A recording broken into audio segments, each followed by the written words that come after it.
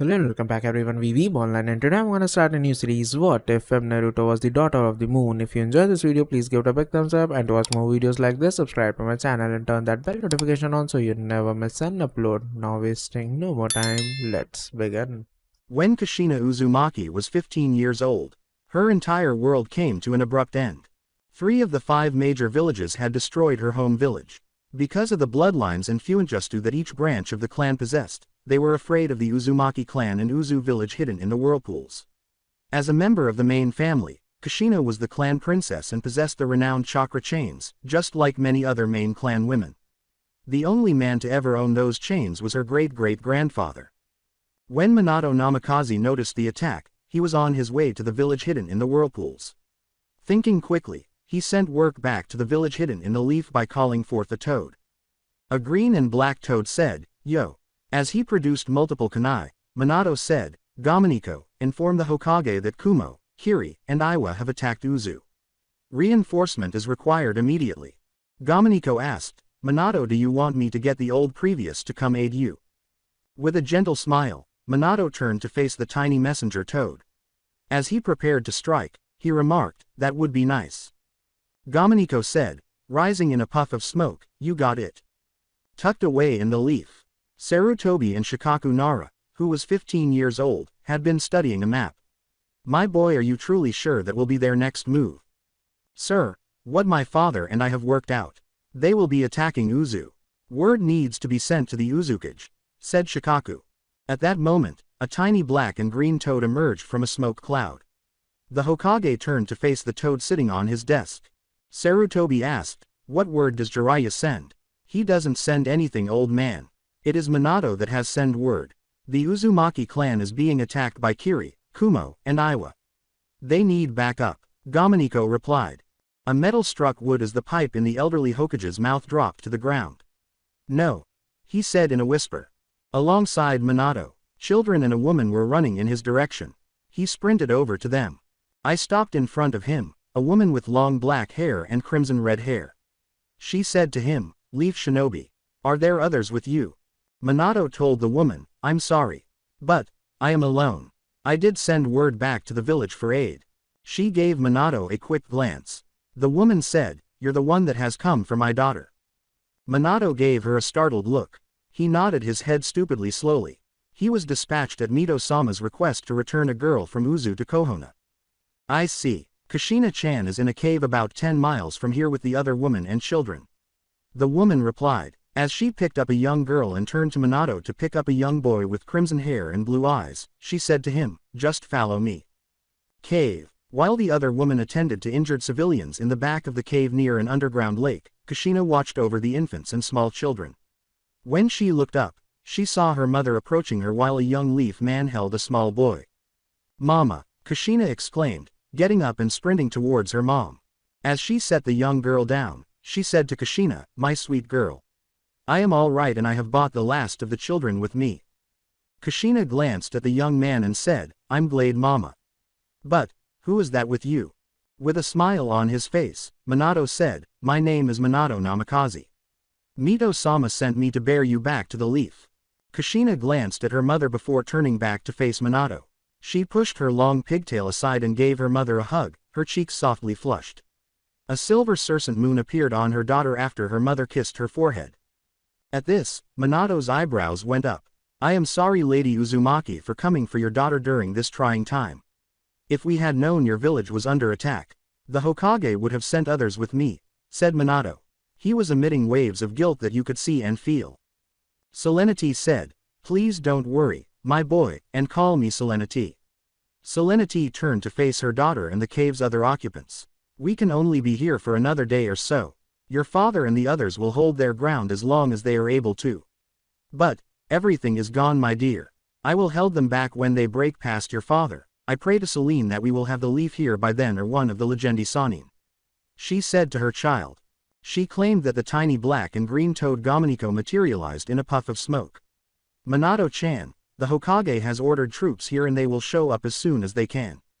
Jiraiya is in the middle of battle with Hanzo the Salamander and will come as soon as they are able to." He explained everything to them. Looked at the others, Minato said, "Thank you, Gamaniko. This might sound crazy, but do you think you and the other toads would be able to reverse summon everyone here back to the village? He inquired. The small toad glanced at everyone before turning back to Minato. He informed everyone before ascending in a cloud of smoke, saying, I don't know, and I would have to get several of the others over here to help me. I'll be right back. I need to get others to come back with me. Looking at Lady Selenity, Kushina, and the kids hiding behind her, Minato said, I know Ma and Pa will come back to help get all the children and sick and injured back to the leaf. So, it is best to gather everyone and get them ready to leave. A lot of the young children were eager to see the talking toad. Because in their brief lives, they had never witnessed anything like that. They did, however, occasionally spot the odd talking cats throughout the village. With a nod of their heads, the two women gathered everyone who could travel. Unfortunately, some were unable to be relocated because they required medical attention. Returning to the leaf, as he dashed into the office, Shikaku declared, Lord Hokage, troops are ready to head out. You ought to have let me and the others accompany you, Minato. However, you claimed that nothing would go wrong because it was a straightforward escort mission. You fool, he thought, famous last words. Sarutobi turned to face the troops who had quickly made their way to the southern gates and said, Good. Good. I am glad to hear this. Tell them to leave no and move it. Stop for nothing till they are there to help our sister village. Returning to the cave, in response, Gomeniko made fun of Ma and Pa, a number of other toads, and a big toad that resembled a samurai. When Pa hopped over to his young summoner, he asked, Minato-chan. What have you gotten yourself into now? With a sad, worried smile on his lips, Minato glanced down at Pa. I had come to Uzu on a personal mission for Lady Mito-sama. When I arrived I saw the attack from Kiri, Kumo, and Iwa upon their village, he said to Pa while extending his hand to the sick and injured people gathered around the cave where the toad had arrived, as well as the children behind him. When Ma saw the terrified and weeping kids, her heart broke even more. She questioned him, Minato-chan, are we taking them back to the leaf? Selenity turned to face her people and said, Yes, we will take all that are able to travel back to the village so they can seek shelter and medical help. Each of the 6 smaller toads started returning to the village in small groups of 4. In front of them, the kids gazed at the tiny toads and laughed. Unnoticed leaf. There were 6 big puffs of smoke in Sarutobi's office. When the smoke cleared, his Anbu all leapt around their commander and leader to shield him from the unidentified threat that was about to be revealed. They witnessed Ma and Pa with 4 other toads and small children in front of their very eyes. His gaze fell on the 24 young children in front of him. They are war victims who have lost a great deal since they awoke that morning. Ma, Pa, a perplexed Sarutobi asked, glancing at them. As they all started to smoke again, Pa said, Sarutobi-chan, there isn't time at this moment to talk. Just know we will be back for more and get some medics in here for we have some injured people coming. Cave. They moved everyone who could move out of the cave in about an hour. Sadly, they had told the toads not to waste their time with them and left about 10 people behind because they wouldn't make it. In the event of an attack, they will remain and defend the cave. Kushina turned to face her mom. She said, Mother, are you coming? She told her daughter, I am not able to leave without your father. She shook her head slowly, her eyes welling with tears and her heart aching.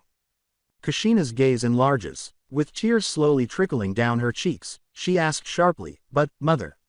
Why not? Minato, take my daughter quickly before she fights you and make sure she lives a long and happy life. Selenity said, glancing at the young man standing beside her daughter while Ma and Pa leapt onto his shoulder for one last journey. I will, Lady Uswanki. Minato nodded, took Kushina in his arms, and both of them vanished into a cloud of smoke. After a year, she became the new keeper of the Kyubi no Kitsune after arriving at the village hidden in the leaf a year ago. Her life was forever altered on that day. She wasn't sure, though, if it was for the better or the worse. However, her life would be permanently tied to her new residence, just as it was for her cousin Mito Uzumaki Senju. Only a few positive things happened to Kushina when she arrived in the village. The woman who arrived had adopted the lives of shinobi and civilians working odd jobs like bakers and blacksmiths, and many of the children survived to see another day. Along with the few men who accompanied them. Another positive development was that she became close to her cousin Tsunade of the Sanin. In the girl's hour of need, the Slug Princess had taken on the role of a second mother. Additionally, Minato had fallen deeply in love with Kushina and confided in her one evening following his return from a mission to the village hidden in the snow. He wanted to tell the only woman he loves about that mission. Because of everything he had done in his life, that was his greatest regret. He nearly died there. On this pleasant summer's evening, Kushina strolled through the village on her way to Tsunade's residence under a full moon. Minato had told her that there was a burden on her heart and soul that she needed to discuss with her family. She heard a cat's cries as she made her way down the ancient dirt road to Tsunade's house. She also heard a number of young voices laughing and carrying on. She noticed 3 young boys, all around 6 years old, holding down 2 kittens as she peered down the dim alleyway. One was white like the moonlight illuminating the earth, and the other was black like the night sky. As she rushed to the children, Kushina exclaimed, "Hey, what are you brats doing?" When the 3 boys saw who was approaching them, they looked up and turned pale. One of the boys exclaimed, "Run, it's the red hair demon." As they leapt to their feet and fled down the opposite end of the alleyway. As she knelt beside the 2 kittens and picked them up, Kushina exclaimed, "Damn brats," and put them on her lap. When she noticed that both kittens had bandages on their foreheads, she cooed, "Ah, you poor little babies." The bandages were applied in a X shape to their foreheads. Both kittens tightly closed their eyes and started to struggle and cry more. Mimu. As she removed the bandage from the little black kitten's forehead, Kushina said, "Shush. Calm down, little ones." The kitten slowly opened her eyes and glanced up at the red head. Her gaze shifted to the white kitten, and she grinned down at the small black one. She applied the same treatment to the white kitten, removing the bandage as she let it fall to the chilly dirt floor. The white kitten followed suit and slowly opened his eyes. His eyes, which were midnight blue, glanced at the ruby eyes that were staring back at him.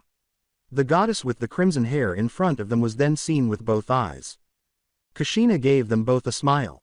She informed them, "They're all better." The golden crescent moons on their foreheads caught her attention. With a single tear streaming down her right cheek, she said, "So pretty. You both have the same moon marks as Mama's cat Summons had." The 2 kittens leaped from her lap and run off. As the long red ponytail fell to the side, Kushina cocked her head to the side. As she got back up, brushed off her skirt, and headed back down the alleyway to her cousin's house, she thought to herself, "Strange." There was a big fountain in the center of the village, and the moon's lovely rays were shining down into the water pool. Kushina raised her gaze to the full moon. The moon was Azuki. The memories of her and her mother dancing outside in the garden on the little pond where the moonlight reflected off of them softened her eyes. Kushina approached the fountain, removed her shinobi sandals, and cautiously entered the water. She started to slowly stand on the water and whirl around while humming a song her mother used to sing to her whenever they danced in the moonlight. She heard laughter coming from behind her as she was absorbed in her memories. She turned slowly and saw Tsunade standing there, observing her. As Tsunade slowly raised her eyebrow in amusement, she asked, "A moonlight waltz?" At the elderly woman, Kushina smiled. As she stepped back out of the fountain and sat down to put on her sandals, she said, "Yeah, something Mama and I used to do all the time during the full moon." With a distant expression in her eyes, Tsunade grinned at the young woman in front of her and said, "I remember watching Grandma doing the same thing when I was a little girl. She would always say that it was the dance of the Moon Maiden." Kushina approached Tsunade and embraced her tightly. She gave her a gentle smile as she looked up at her. With a gentle smile, Tsunade held the girl for a brief moment while gazing down into her eyes. Pulling away from the girl, Tsunade stood in front of her and said, "Maybe we should do this together." Kushina looked into Tsunade's warm, honey-brown eyes and said, "Yes, we should." Tsunade crossed her arms over her big chest and asked, "So, what did that little brat of that pervert tell you?" Looking over her shoulder, Kushina asked, "Can we talk somewhere that no one could hear us?" A figure emerged from the shadows, and Kushina and Tsunade recognized it as a NE agent concealed there. Tsunade put her arm around the girl's shoulder and gave her a quick side hug, saying, "Sure, it would be for the best. To many ears around here anyway." They made their way to the Senju clan estate along the moonlit path.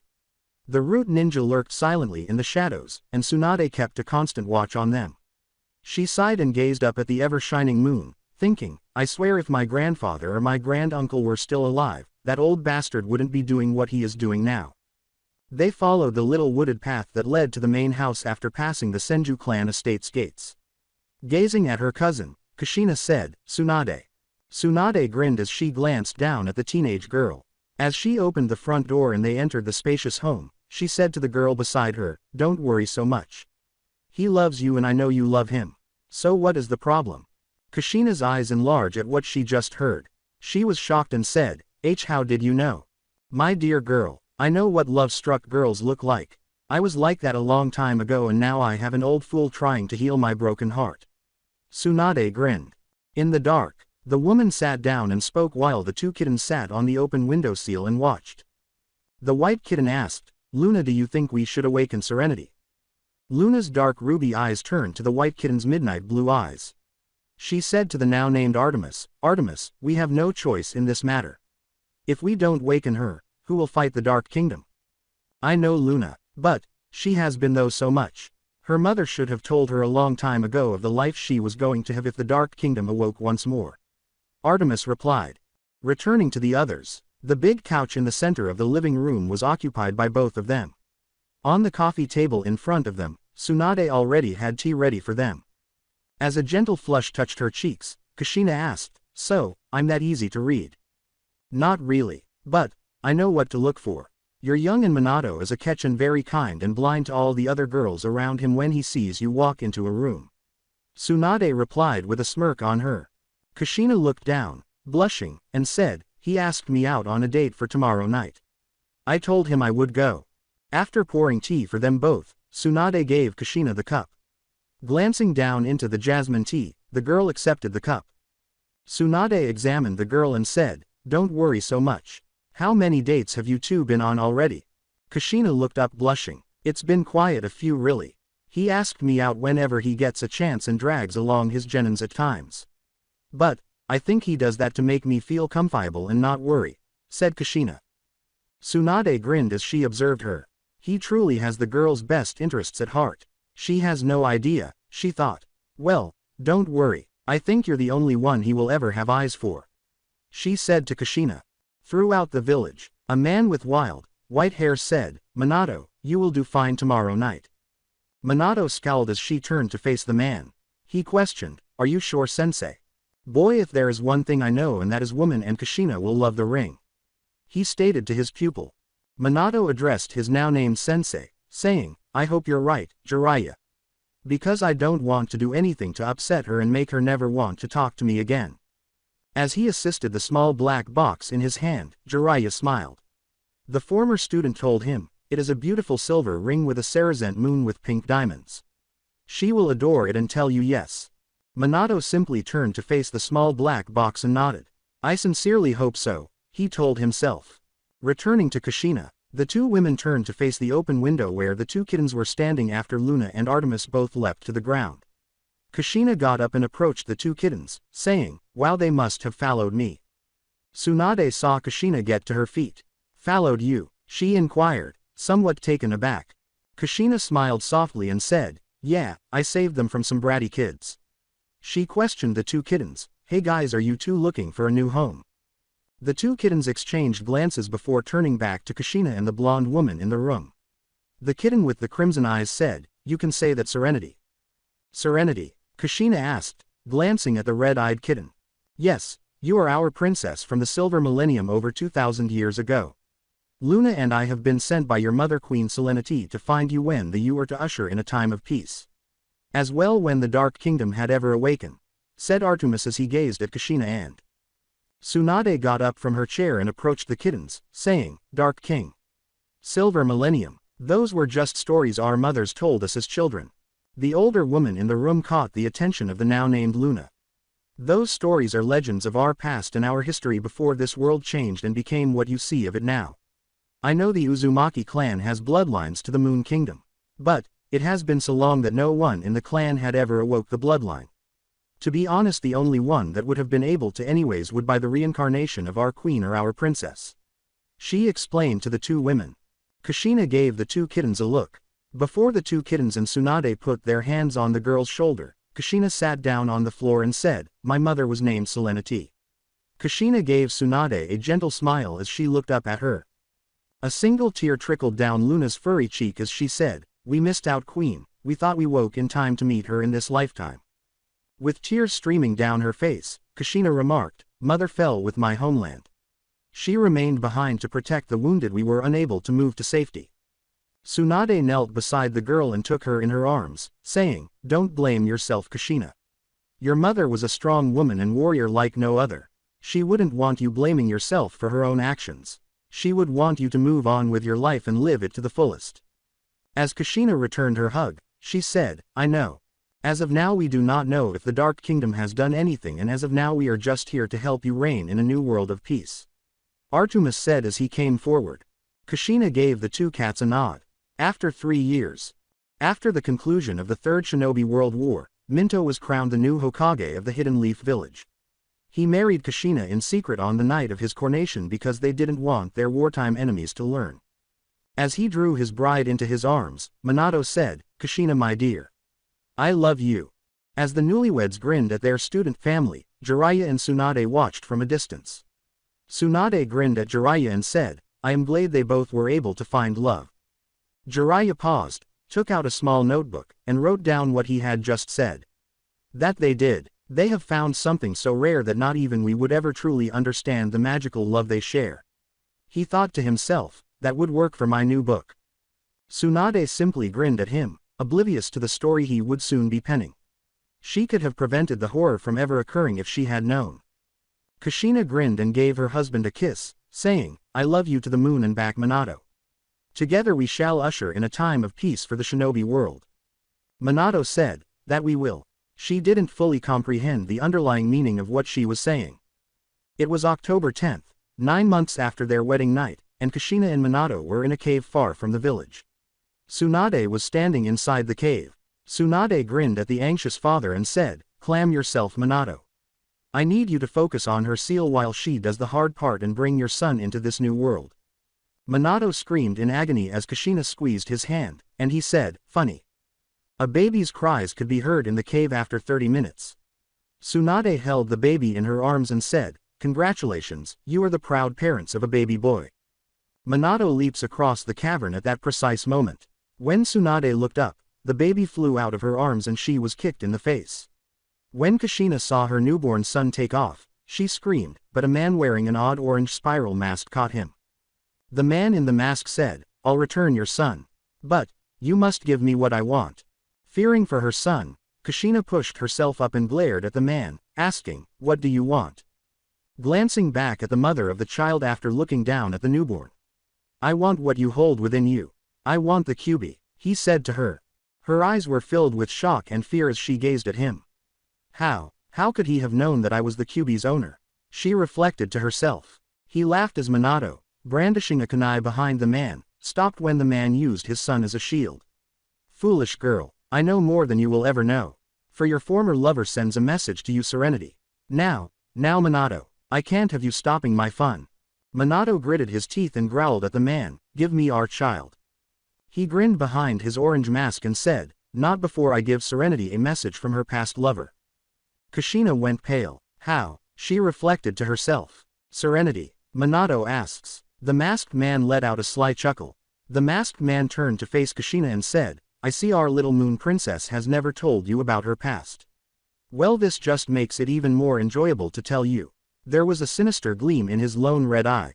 "Endymion sends his best wishes to you on the birth of your child and he hopes to see you soon." As the baby dropped from the masked man's arms, Tsunade shot back up and punched him. Coughing the child, Tsunade turned to face Minato. As she gave the baby to him, she screamed, "Take your son and get out of here." Without Tsunade noticing his movements at all, the masked man swiftly recovers and emerges in front of her. What on earth is he? When his fist struck her stomach, she mused to herself. The bow struck as hard as she did. As she flew across the room, she spat up blood. As Kushina struggles to get off the bed, the masked man turns and returns his attention to her. Now princess, you should just rest, for you just had given birth to that bastard of a child," said the man in the mask. Kushina gave the man in front of her a fierce look. Pulling a kunai she had concealed under the sheets with her, she asked him, "What does Endymion want with me? Isn't he happily married with Beryl?" The man merely chuckled. "She has outlived her usefulness. She is unable to give him what you are able to, my dear." He replied, "I will never be Endymion's puppet. That child that posed as my daughter in our past life wasn't even mine. She was the daughter of Pluto. Kushina stated to him. I know, but, he loved the idea of being king of the whole earth. He wanted that power he saw he had when you all went to the future and he saw Crystal Tokyo. But, sadly without you he will never have what he wishes for. For even with Beryl by his side she wasn't able to give him what he wished for whatsoever. The man replied. The man simply laughed and approached Kushina slowly, making her pale. He put his hand over the seal that contained the Kyubi no Kitsune and said to her, but, before King Endymion gets what he wants, I shall be taking back what is mine. As Tsunade gradually regained consciousness, cries of agony could be heard in the cave. The man was gone, and Kushina was motionless on the bed when she opened her honey brown eyes to see a slight red glow. However, as she got up and hurried to the woman, she noticed a tear streaming down the side of her face. As Tsunade started to work on healing the girl in front of her, she asked, Kushina, what happened? Kushina sat up after a short while. Tsunade, I don't know what to do. Kurama is free and doing Celine knows what. As well as my past have come back. She stated to her. The village. The man in the mask materialized in the middle of the village. He looked around as the villagers screamed for their lives, and a smile crept across his lips. The Kyubi no Kitsune was in front of them. More than a century ago, their first Hokage vanquished the strongest of the tail beasts. With dazed, lifeless eyes, the Kyubi raged throughout the village. As he fought back against everyone who opposed it, it was merely going through the motions. As a shadow clone reappeared in the cave with Kushina and Tsunade, Minato emerged in front of the Kyubi. Minato yelled, who the hell do you think you are attacking, my family and my village? Then called for Gamabunta. Jiraiya was standing atop Gamabunta's head when he visited the toads to deliver the news that Minato and Kushina were expecting a child. Jiraiya exclaimed, what the hell? As he peered around in disbelief at the devastation surrounding him and the bodies of the wounded and dead scattered across the ground below. He heard Minato shouting, so he turned. When Gamabunta noticed the nine-tailed fox in front of him, he asked, what is going on here? A few seconds after the big toad boss narrowed his eyes, a number of other toads showed up to assist their leader and clansmen. Making sure that only they could hear him, Minato said, we were attacked and the Kyubi was set free. He didn't need anyone to be aware of the jailer's identity. They all nodded and started pushing the fox away while Minato worked to get it out of the village and his family because his wife and child lived close by. After a few minutes, all Minato needed was to jump on top of the fox and use Thunder God Flash Step to get away from the village and return to the location he had recently fled. In other places, Kushina's hospital gown transformed into a long, flowing white dress, her crimson hair took on a silver glow, and she forced herself out of bed as a silver crescent moon appeared on her forehead. Neo Queen Serenity was there before Tsunade and Naruto, not Kushina Uzumaki Namikaze. As she grinned down at her family, wings resembling those of a fairy appeared on her back. Kushina, Tsunade asked, perplexed as she noticed the two cats that had shown up so long ago. Luna exclaimed, Neo Queen Serenity. As she turned to face her queen. Neo Queen Serenity picked up her son and held him to her body for dear life, saying, Luna, my dear friend. I am sorry, but, I must forsake you all and leave my destiny in the hands of my true child. Please watch over and guide Naruto in his hour of need and protect him for that bastard. For his new knights will appear in a few years after his 14th birthday. The goddess was in front of baby Naruto when he slowly opened his eyes. He kept his gaze fixed on his mother's eyes and the moon on her forehead. Combat Zone. Minato noticed a silver light appear next to him and turned to look to his left. His wife, Kushina, was standing beside him. However, she appeared drastically different. He couldn't tell if she was an angel or a goddess. Kush-chan, Minato asked, glancing at her. As she turned to face her husband, a melancholy, gentle smile appeared on her lips. As she clutched their son, she said, Min-kun, I'm sorry for never telling you the truth about who I really am. Minato glanced up at his wife after noticing their son. He questioned her, what do you have planned? The fear in his eyes was visible to her. Kushina turned to face Kurama and said, Naru-chan will become what I once was. He will be the one to usher in a new age of peace in my wake. The genjutsu that had been applied to him was broken by her eyes. Kurama gave Kushina a look. He saw her holding her newborn son and said, Kit, what happened? She met his gaze and a single tear trickled down her cheek. As a flower-shaped crystal materialized in front of her, She told him, Naruto-chan is going to need your guidance once he gets old. Please protect my son. Behind Minato, the masked man emerged and stabbed Minato with a sword. I apologize, but it has to be done. The masked figure whispered into Minato's ear, because I have plans for him in the future. Then, as a silver light filled the room, it vanished. Sarutobi, Jiraiya, and Tsunade hurried to the location of the light. Artemis and Luna clung to Tsunade's shoulders. No, not again, Luna muttered. Tsunade's left eye was fixed on the black cat when she heard her. When the Kyuubi was finished and the silver light faded, Minato crawled over to his wife. He turned to face his wife and said, Naruto, I'm sorry and I love you son. He kissed her cheek and his son's forehead before the light went out of his eyes. Kushina, I don't care if you kept this from me. I know you had your reason. But, it will never change the fact I loved you with all my heart and soul.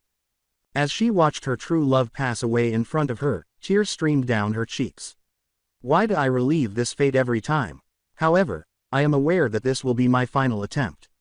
All I can do is raise my son the way my mother raised me in my previous life, she reflected. Kushina looked at the newcomers and said to her son, Naruto-chan, I love you and I'm sorry forsaking you to the fate I once had. Sarutobi, Jiraiya, and Tsunade, as well as her guardian cats. Protect Naruto. Do not allow anyone to know he is the new keeper of Kurama. There are scrolls sealed away for Naruto. You must have him being learning them once he is able to read, write, walk and talk. She stated. As she grinned at her former family, Tsunade said, I will. As the silver glow around her started to fade, Kushina said, Sarutobi, please don't allow the council know. Don't tell the elders. They will just hurt my Naruto-chan and he is destined for great things. He is the future hope for peace in the future.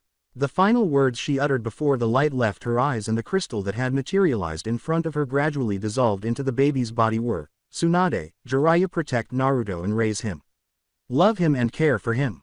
Sarutobi turned to face his two pupils. We must return to the village and tell them what had happened here tonight. He instructed them. Together, Tsunade and Jiraiya yelled, hell no. You are not telling those bastards he is the new jailer. Tsunade said in a sickly sweet voice, this will be kept between us sensei. Or I will remove that memory of what just happened. The old man swore that he had just witnessed his slow and agonizing death at the hands of her extremely strong hands as the aura surrounding her darkened. He gave her words a nod of his head. Tsunade scowled at her sensei while picking up the infant again. She assured them both, I will raise the boy. She simply grinned at them as both men nodded their heads. 4 years had passed since the masked man attacked and killed numerous people. Rewind. At the Hokage Tower, the 3 Hokage, 2 Sannin, and infant Naruto make an appearance, where the elderly man and his 2 pupils are awaited by the shinobi and civilian councils. For any mention of their 4th Hokage and the goddess who had vanished to the battlefield where the Kyuubi were engaged in combat with their leader after appearing in the village. A woman with pink hair asked, Lord 3rd Hokage, where is Lord Minato-sama? As he took the Hokage hat from Inu, Sarutobi said, Mrs. Haruno, I will be taking care of that in a moment. Please be patient. Lord Hokage, who was the goddess with the baby we saw before she vanished before our eyes? Asked Inoichi. In Tsunade's arms, baby Naruto started crying as if on cue. As the infant opened his icy blue eyes, she noticed a crescent moon form on his forehead. They had a faint crimson tint to them. Kurama seemed to be telling the woman that he was inside the baby. Tsunade grinned at Naruto from below. She kissed his crescent moon and whispered, oh, my moon child, I will always be with you. Kurama, please keep him safe as he grows older. I promise to do everything in my power to ensure that Naruto grows into a strong, proud man that you two would be proud of from heaven, Kushina and Minato, she thought. Tsunade sensed that everyone was staring at her and the infant. She glanced up at the council members who were giving them a kunai glare. Jiraiya gave everyone in the council chambers a scowl. I regret to inform you that Minato and Kushina both fell in battle against a masked man and the Kyuubi no Kitsune. He informed them. What do you mean by masked man? Demanded Danzo as he limped to his seat from the doorway's shadows. No one saw this masked man that you speak of, Jiraiya. While I was delivering this baby into this world, a masked man in an orange mask with a spiral marking on it. He attacked Kushina as she was giving birth to her son here. Minato did everything in his power to protect his late wife and his son. But when he was taking the baby to safety, I was left to fight the man and protect my only family. Tsunade says as she holds the newborn near her mother. Danzo asked, what of the Kyuubi? Jiraiya never gave his former sensei an opportunity to comment on what had happened, saying, gone. Kushina took it with her in death. Mrs. Haruno questioned, how could that devil of a woman do that? Tsunade gave the woman a fierce look. You vile viper, you would never understand the power my cousin held and how she won the heart of Minato. She yelled. Sarutobi, growing weary of the stupid woman with the pink hair, said, ladies, this isn't the time nor place to be having this fight. However, Lord Hokage, how could that wicked woman be so powerful? Mr. Haruno cried out. Kushina Uzumaki Namikaze belonged to the Uzu royal bloodline and possessed abilities that none of us could ever comprehend.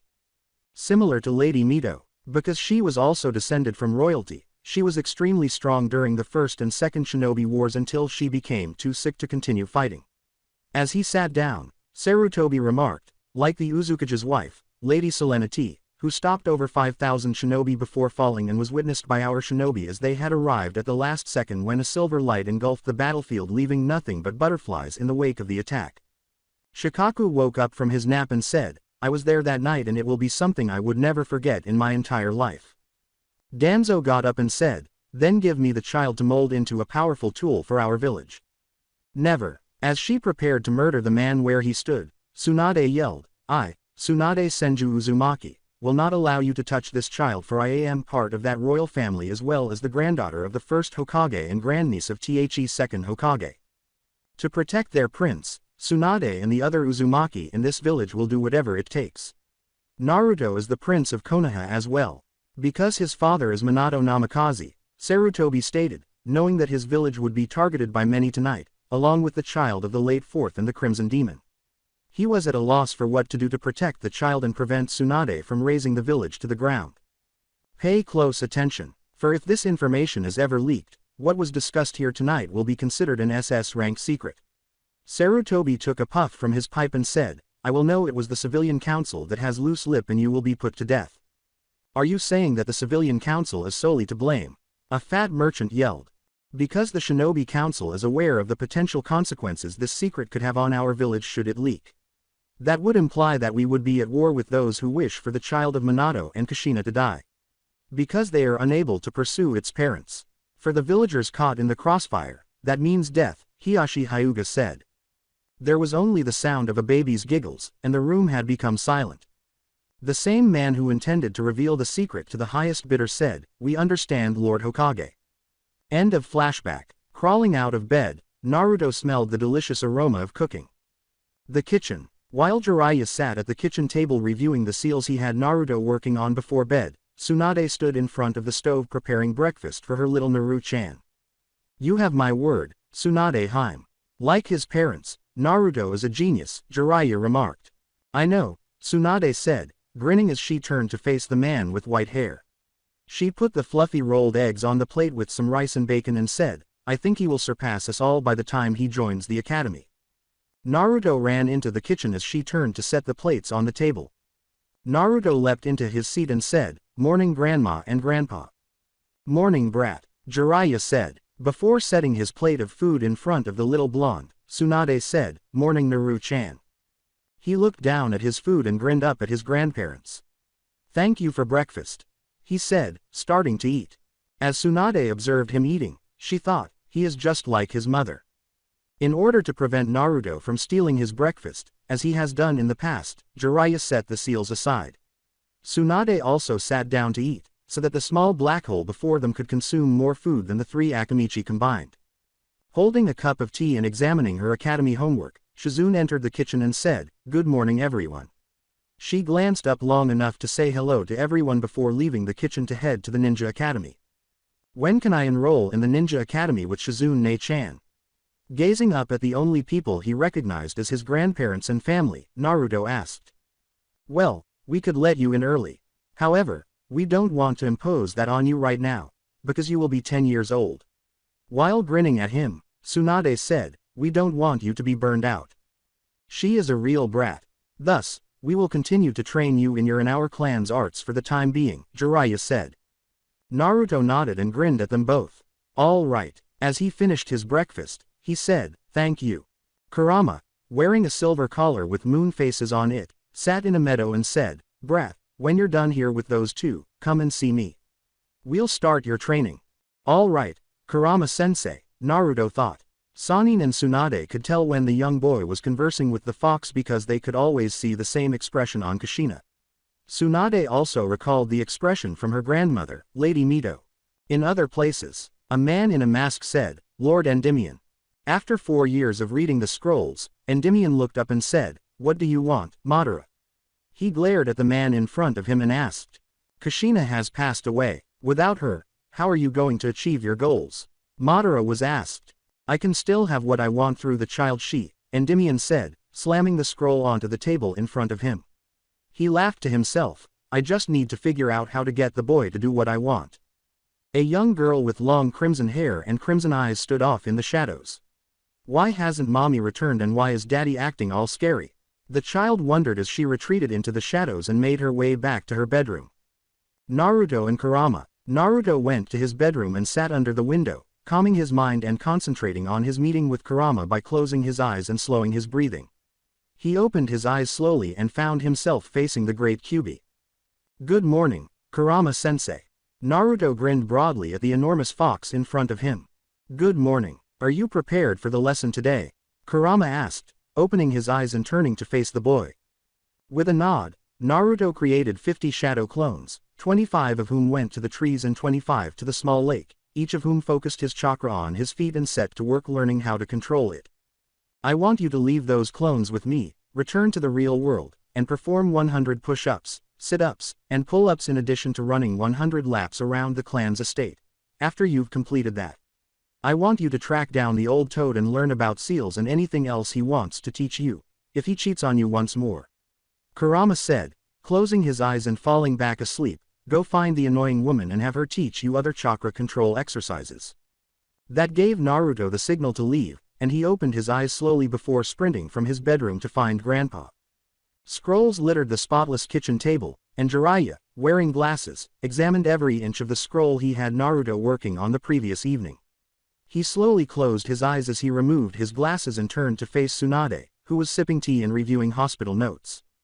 As Tsunade read the night doctor's reports, Jiraiya said, "You know this kid has the best hand and eye for seals." As she set the report down on the table in front of her, Tsunade remarked, "Well, he has been working on the sealing scroll Grandma Mito used in battle. But he has even finished several unfinished seals that she never got to finish before she died." "Really?" As he sipped his refreshing tea, Jiraiya asked, "Well, I think it is time that we have him learn about his mother's secret." Tsunade sighed deeply and got up from her chair, saying, "Fine, let me get the scrolls." As she left the kitchen, Jiraiya picked up Mito's scroll of sealing and examined the seal Naruto was working on, noting that the one he had selected was one she had never completed. "This damn kid," she said. "He is an intellectual," he whispered to himself. At this moment, Naruto entered the kitchen and sat down beside the white-haired man, saying, "Hey Grandpa." Jiraiya turned to face the child and said, "So, kiddo, what does the old fox want you to work on today?" "Did he ask?" "Well, in my mind, he has 50 of my shadow clones walking trees and through water. I then have to take care of all the physical tasks." Naruto grinned at the man in front of him and said, "But I figure I leave a shadow clone with you work on seals with you."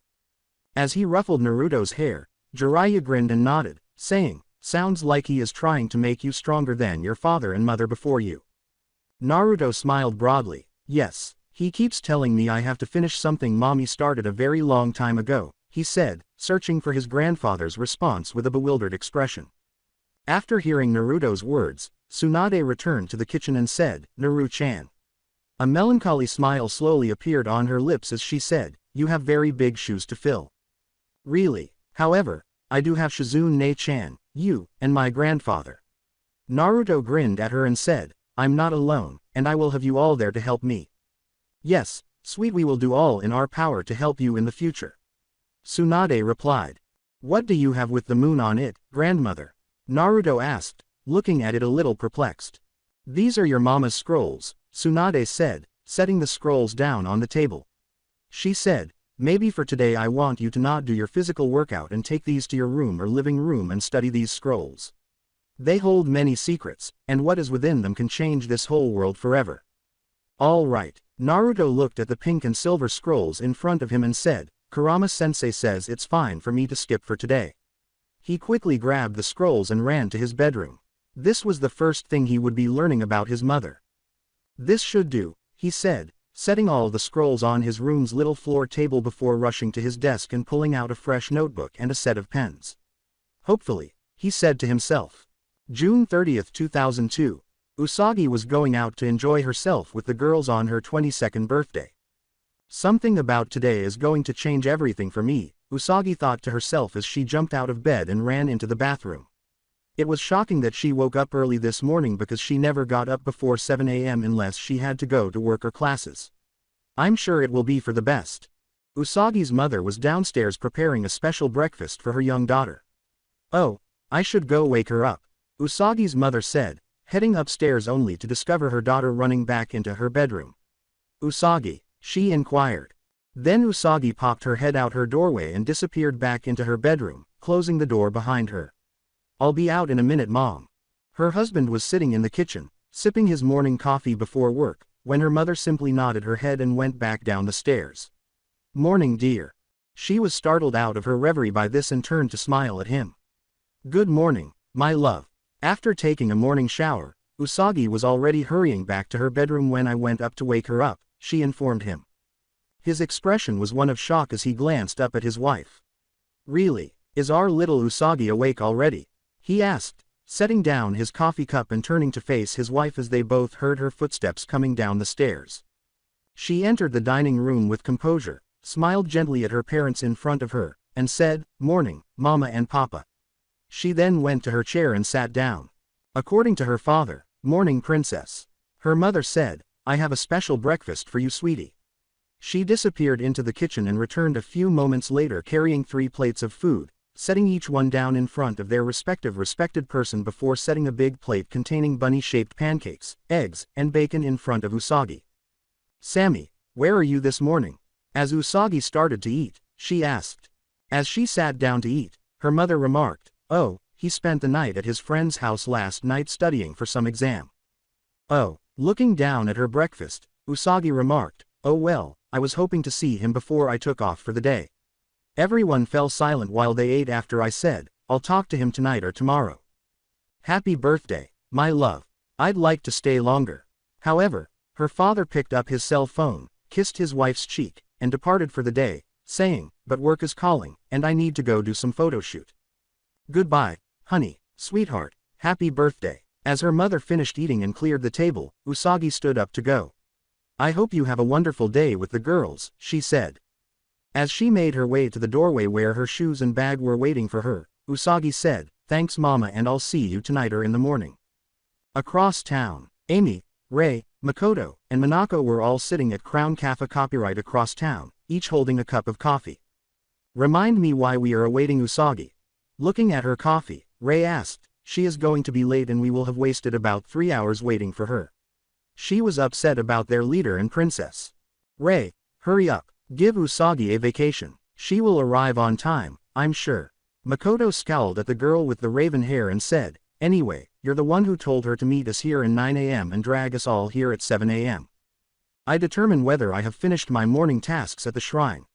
Rei glared back at the brunette, saying, I guess we all get an early bite to eat while we wait for Usagi.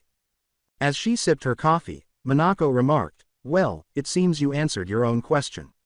But what are we going to do for Usagi's birthday today? Glancing at the other 3 at the table, she posed the question. Tonight, we could visit the club. Makoto grinned at the blonde and said, I heard they had a hot new DJ at the Shadow Leaf. Returning to Usagi, Usagi was enjoying the lovely day and taking her time strolling. She needed a long break after finishing all of her final exams at the university. Setsuna Mayo was around the corner, and her daughter was in front of her. Mama, when will I have to stop calling Usagi Mama? Chibi Usagi was asked. Usagi heard her future daughter's words as she turned the corner, but nobody saw her at the time because Setsuna was too preoccupied with Chibi Usagi, and the girl with the pink hair had her back to Usagi. Thinking quickly, Usagi went back behind the building she had rounded to hear what was happening. Angelia, you are aware that we must continue doing this for a bit longer. Or he'll murder us both, Setsuna told the recently christened Angelia. Angelia clenched her fist and said, I am just grateful to Celine that I am able to use the lunar magic of the Moon family. Tears were slowly streaming down her cheeks as she said, I still can't believe that bastard is my father and how he tricked you and Lady Usagi for his own gain. Just as I am. However, please continue the act. As she embraced Angelia and gave her a quick kiss on the forehead, Setsuna said, I don't want him to upset you. Chibi Usagi isn't my daughter. Then why lie to me and make me believe I had her with Mamoru? Who is this man they are talking about and how is he tricking and lying to the both of us? Usagi asked herself as she slid down the wall and sat on the chilly sidewalk. We had better go meet the others. As she and Chibi Usagi started to approach Usagi, Setsuna remarked, after all, it's Usagi's 22nd birthday. Usagi didn't hear them coming at her until it was too late because she was so absorbed in her thoughts. Mom, Chibi Usagi was asked. Usagi slowly glanced up at the girl with the pink rabbit hair, blinking multiple times as she dabbed at her tears. Oh, hey kiddo, she said. Hi, Setsuna. Are you okay, my lady? Setsuna asked, her face displaying concern. Yes, I'm all right, Usagi said, slowly getting to her feet. I just fell and needed to sit down for a minute. Oh, Mom, you should exercise more caution. Chibi Usagi rolled her eyes and said, it is unworthy of a queen to constantly be falling on her butt. I can't let them know I know, Usagi thought to herself as she grinned at the two in front of her and laughed normally. So, what are you two up to today? She inquired. We are heading to the crown to meet up with the others for your birthday, said Setsuna. Oh, I see, I overlooked it. All of the finals I took over the last 3 weeks have left me with a lot on my mind. Usagi rubbed her left hand behind her head and said, I hope I passed all my classes because it would be a bummer to have to take them all over again. I believe you performed well. You've been studying more and more than even Amy, Chibi Usagi remarked. Yes, I suppose you're correct. As she maintained her composure and pretended to be normal, Usagi said, we better go. I should find out later today what I scored. As they all walked together, she said to the two, so, the others don't wait too long for us. As she nodded her head and glanced at the two beside her out of the corner of her left eye, Usagi heard a whisper in her heart. You know who they are talking about. You have questioned his love for you for a long time. Now you truly know he just wants you for what he saw when you went to the future Crystal Tokyo. You were just a pawn in his little game. In other places, my dear, Mamoru, a woman with long crimson hair and violet eyes said, I have something special to tell you. What is it, Beryl? Mamoru asked, looking up from his book at the woman with the crimson hair. As though inquiring about the weather, he asked. Beryl, who had just gotten a new name, felt that he didn't care and held the white stick close to her chest. With a hint of fear in her voice, she informed him, I am pregnant. An evil smile crept across his lips as he thought, this could be a good thing or a bad thing. But, depending on what this baby is, I could use it to replace that brat Angelia and her mother Setsuna. Wipe Usagi's memories of those two and make her believe that Chibi Usagi died and we had another baby. Beryl moved away from him. As he looked at her, Mamoru's evil smile turned to a kinder one, and he said, that is wonderful, my love.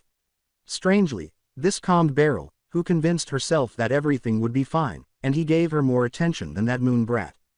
Later that night, after meeting up and eating lunch at the Crown, the girls all head back to Rei's shrine to get ready and engage in idle gossip about anything and everything. Ironically, Mamoru and Beryl went to the same club as the girls that night to celebrate the news of their baby. Mamoru had lied to Usagi, telling her that he would not return from the States until late July because he had a lot of things to take care of, but he had been back since mid-May and had been hanging out with Beryl the entire time. The girls had taken a booth in the back for privacy and the VIP bar service, and Mamoru had also taken one of the few private rooms that were left close to where Usagi and the others were. Usagi and the others had been at the club for approximately an hour before Mamoru arrived. This is fantastic, but I wish Mamoru was here for my birthday, Usagi said, glancing down at the happy birthday text that her boyfriend had sent her earlier. Minako smiled at her friend and said, I'm sure he wishes he was here as well, Usagi. But we can still have a good time and still dance and enjoy yourself without him. There won't be any more girls' nights like this because you two are getting married soon, she said with a joyful smile. You're correct. With a cheer and a quick nod of her head, Usagi said, let's have some fun. She jumped up and left the private booth, only to be stopped in her tracks when the others bumped into her and saw Mamoru and Beryl making out in the corner close to their private room. More if lame brain, Rei said angrily, wondering why her friend would just stop in the middle of the doorway, but they all looked over Usagi's shoulders and saw what she saw, so she had the answer to her question. Usagi quickly started to retreat, which forced everyone back into the room. Haruka got back up and walked to the door, declaring, "I'm going to kill him." Usagi grabbed Haruka's sleeve and said, "Please don't." She looked up at the angry woman and said, "It isn't worth it. I have had this feeling for a while that things wouldn't last between us. This just proves my thoughts have been right. I don't give a damn. That bastard has been playing with your heart and thinks it's okay." For what? To become king, Haruka replied with rage. Makoto was already at the door when she said, "I agree, that bastard has hurt you for the last time." Mamoru smiled down at Beryl and pushed her away. He assured her, "This will be a night you'll never forget." Beryl put her arms around Mamoru's neck and said, "Oh Mamoru. I can't want to be your queen." As the two lovers prepared to enter their private chamber, yelling could be heard over the music as the door of the booth across from them swung open. The two stopped as they turned to see what was happening, to only encounter Makoto and Haruka. When Mamoru looked past the two irate women and noticed Usagi sitting on the floor, staring at him and his lover, he said, "Well fuck." Haruka yelled, "You bastard. How could you do this to her?" as she prepared to strike him. Makoto glared at the woman with the red hair and growled, "Usagi loved you and you're here with some bitch." The fact that the woman was Beryl had not yet occurred to him. When the woman's breath caught in her throat, Usagi turned to face her. "Beryl." She uttered the name in a whisper, causing the inner scouts who were still standing next to her to look shocked. Makoto heard Rei say something and turned to face Usagi. Rei exclaimed in shock, "How could that be Beryl? You finished her off."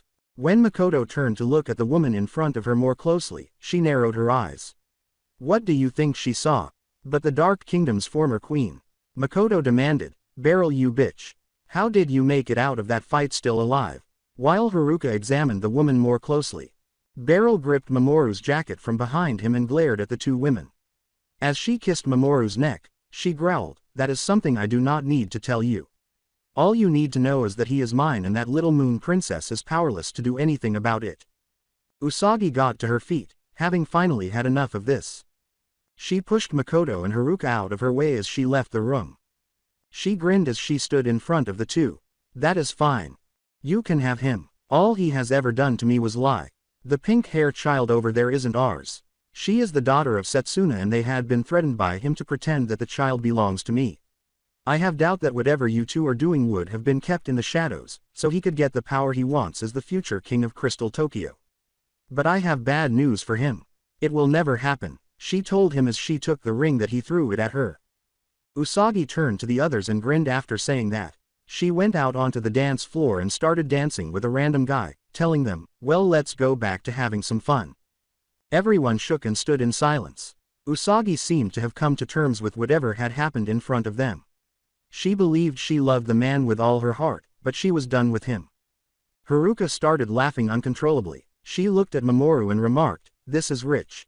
My little kitten has a strong will and a backbone made of iron. Well, it sucks to be you.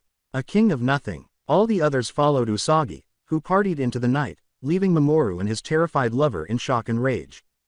Alongside Naruto, one of the memory scrolls his mother had left him to read was this one. Just in case he returned and attempted to harm or murder his mother or her family.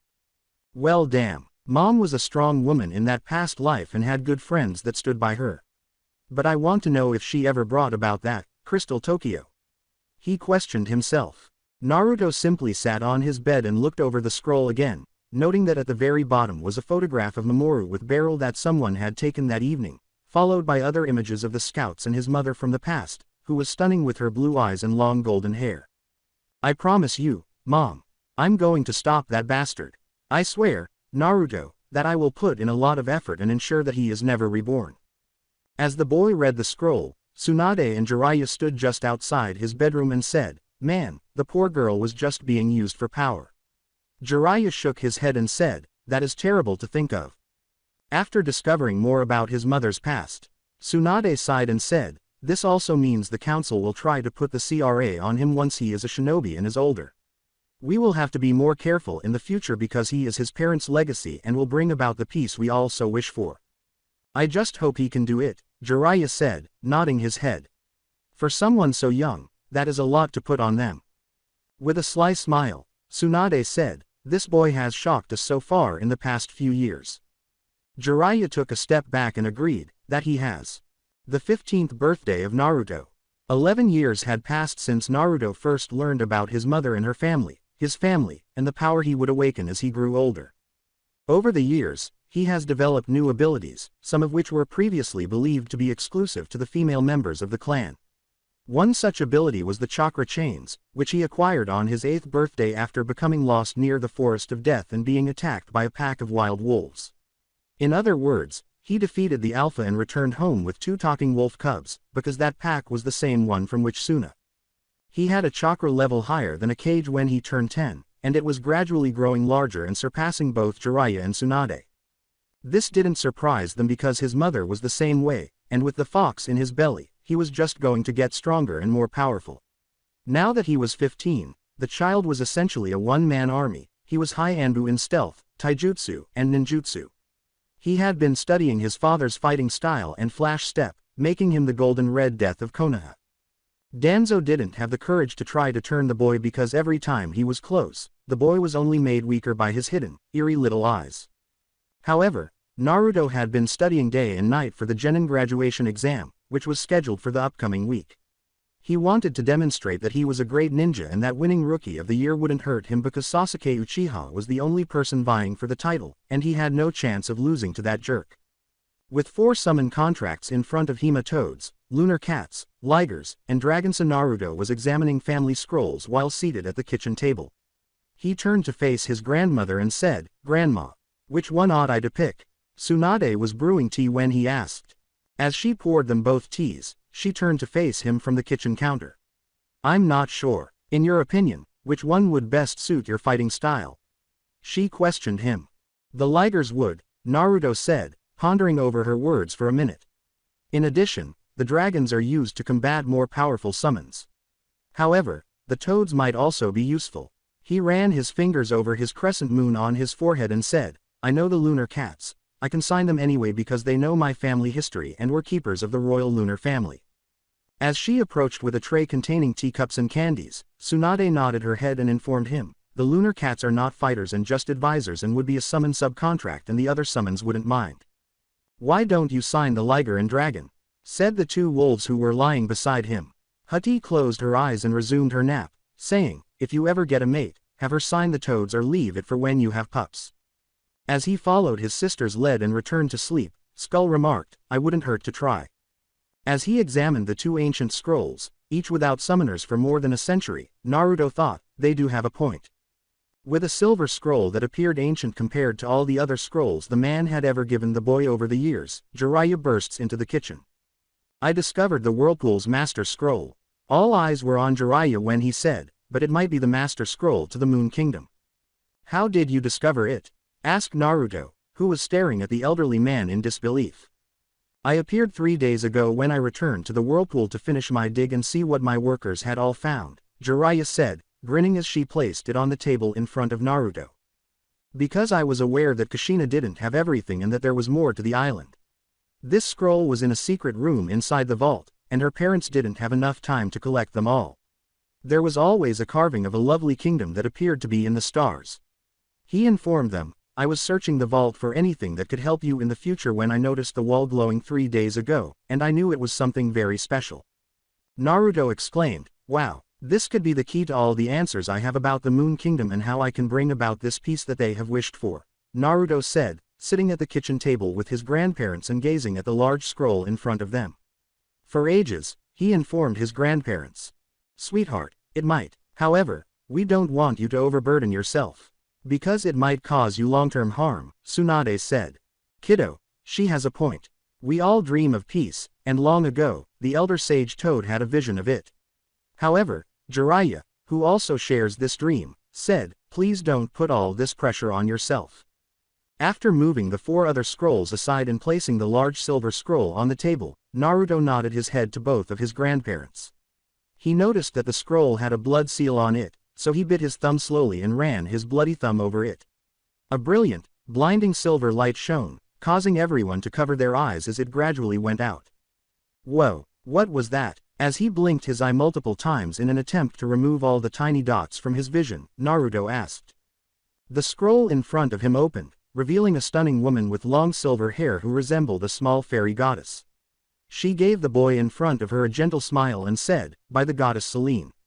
The goddess spoke in front of them, "I get to meet my only heir and grandchild." Grandma, as he blushed subtly at her beauty, asked Naruto. Indeed, Naru-chan. She glanced at everyone seated around the table and remarked, "It seems you have finally managed to obtain the eternal scroll from the Moon Kingdom." They had no idea what to say to the goddess, so they just nodded their heads in confusion. "For your Luna blood to awaken and for me to be here," she said, nodding her head. "It seems that the Dark Kingdom has helped that bastard of an Earth Prince come back to life." Anger flashed in her stunning face, leaving the others to believe that such an emotion was unworthy of her beauty. "When I was little, I saw the events that lead to my mother in her past life to leave him and try to bring peace to her old world before her murder and betrayal from the inner guardians," Naruto whispered. As she nodded her head, the goddess's eyes widened slightly. Yes, Queen Beryl had cast a spell on them to turn against their queen and prevent her from taking the throne. If he couldn't have it, his ex-lover felt that way. So she wouldn't either. Tsunade looked at Naruto with pride and sadness in her eyes and said, "Kushina has told Yus to get him ready for Jackass was back and her son was going to fight to protect this world from his evil hands and usher in a world of peace." Jiraiya wanted to do everything in his power to support his grandson and bring about peace, so he said, "That is why I had begun my dig at the land of Uzu so I could find anything that will be able to help him in the future." "I am eternally grateful to you both," the moon goddess said, nodding her head. "It is evident to me that Naru-chan is a formidable warrior." Like his grandfather, she remarked, a tender smile spreading across her lips as she recalled her husband. Naruto gave her a suspicious look and said, "Who was the father of my mother?" He wasn't sure if he really wanted to know or what, so he asked. "He is a god of the old world," she said, grinning up at him. "One from antiquity. Ares was his name. The god of war was his name." She smiled slightly as she told him, "He was also my husband when I was here in the land of whirlpools." Tsunade's eyes widened as she heard about her grandmother's brother, who, strangely enough, was also called Ares at this time. He was a god of war and god of all warriors, and many would travel from all over to fight or train under him. Even her grandfather was terrified of the man, who was known as the god of all shinobi. However, Ares was one that not even the first would ever want to cross, not even her sensei would engage in combat because, as a young boy, witnessed the man nearly broke.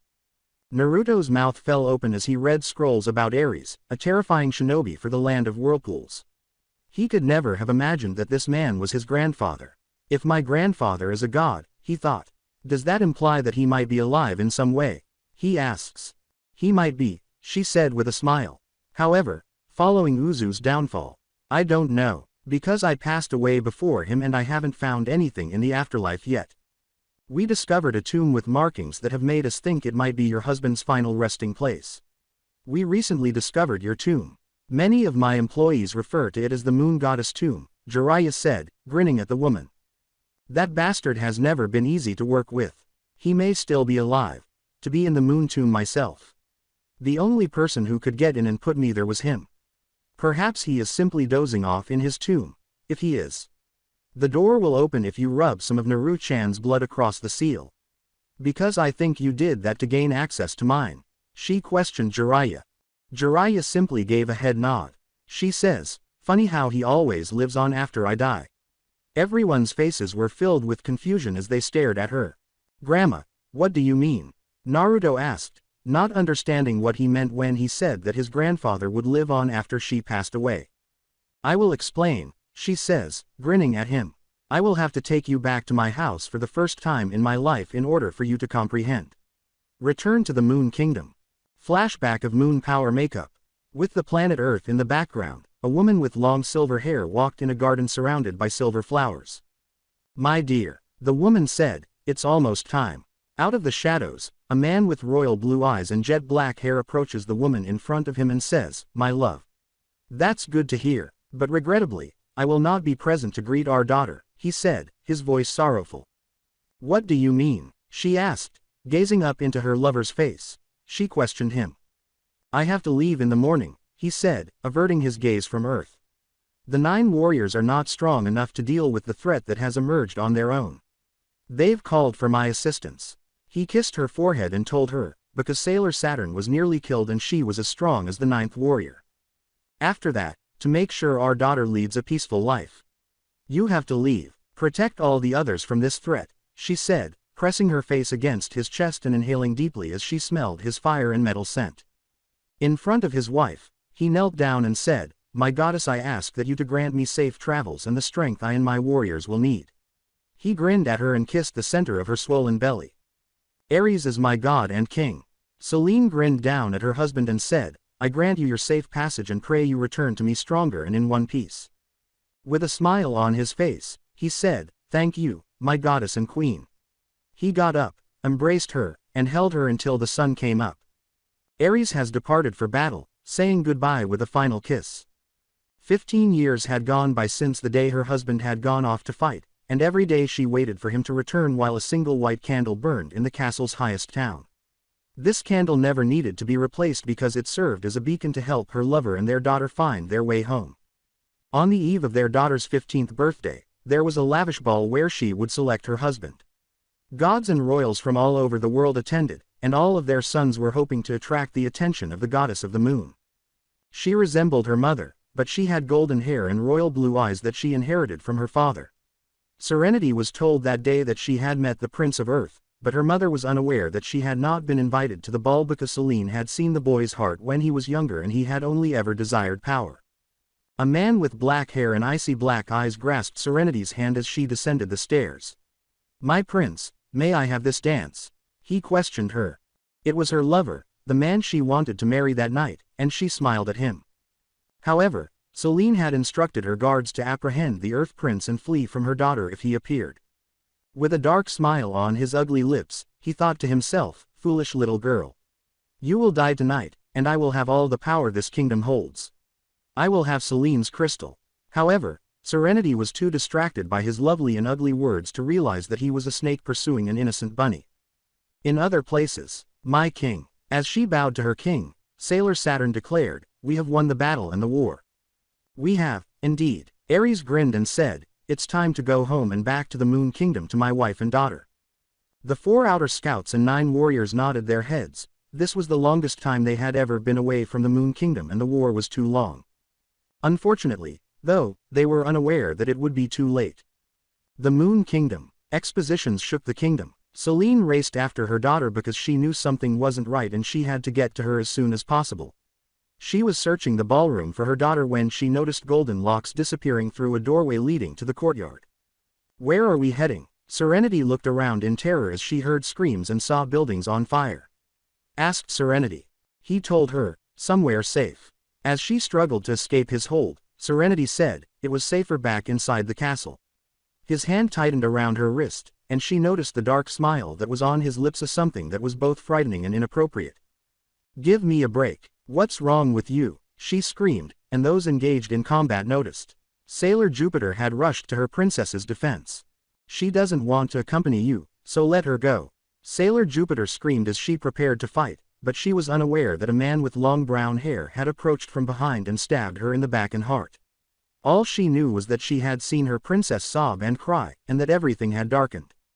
My tiny moon rabbit, now. With a deranged expression on his face and a dagger raised above his head, he told her, it's time to give up the crystal and die. As she need him, she sobbed, no never. He fell to his knees and held his tiny little member, not anticipating his prey to fight back. He got up slowly and started to chase after the girl, growling, you bitch.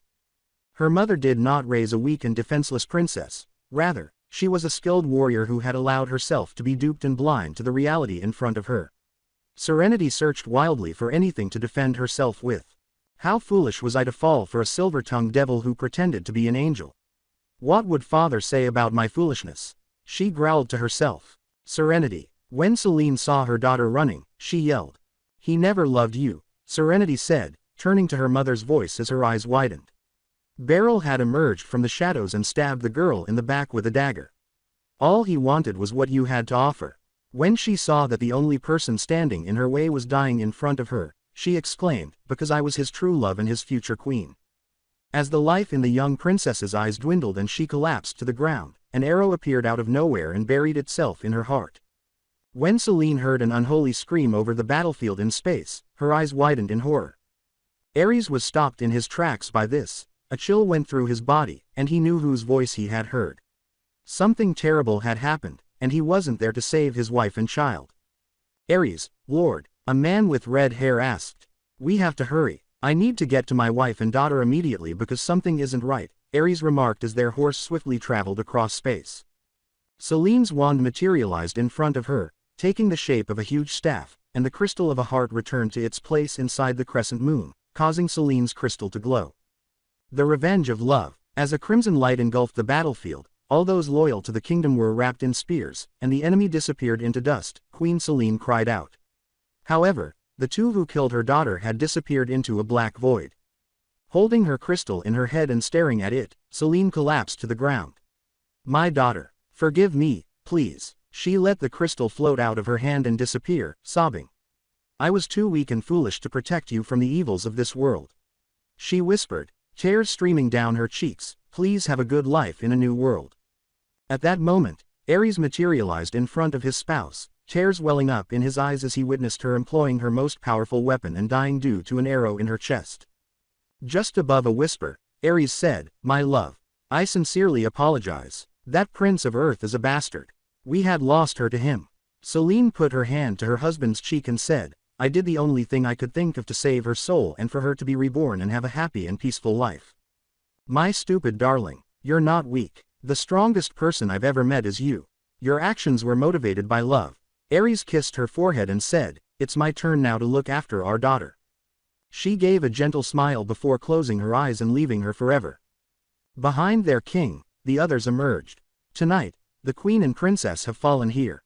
That damn earth prince is the one who will pay, Ares remarked, his eyes flaming red. The others nodded their heads and stood firmly, threatening to kill the man who had stolen their queen and princess with their last breath. Moon recovery at the flashback's end.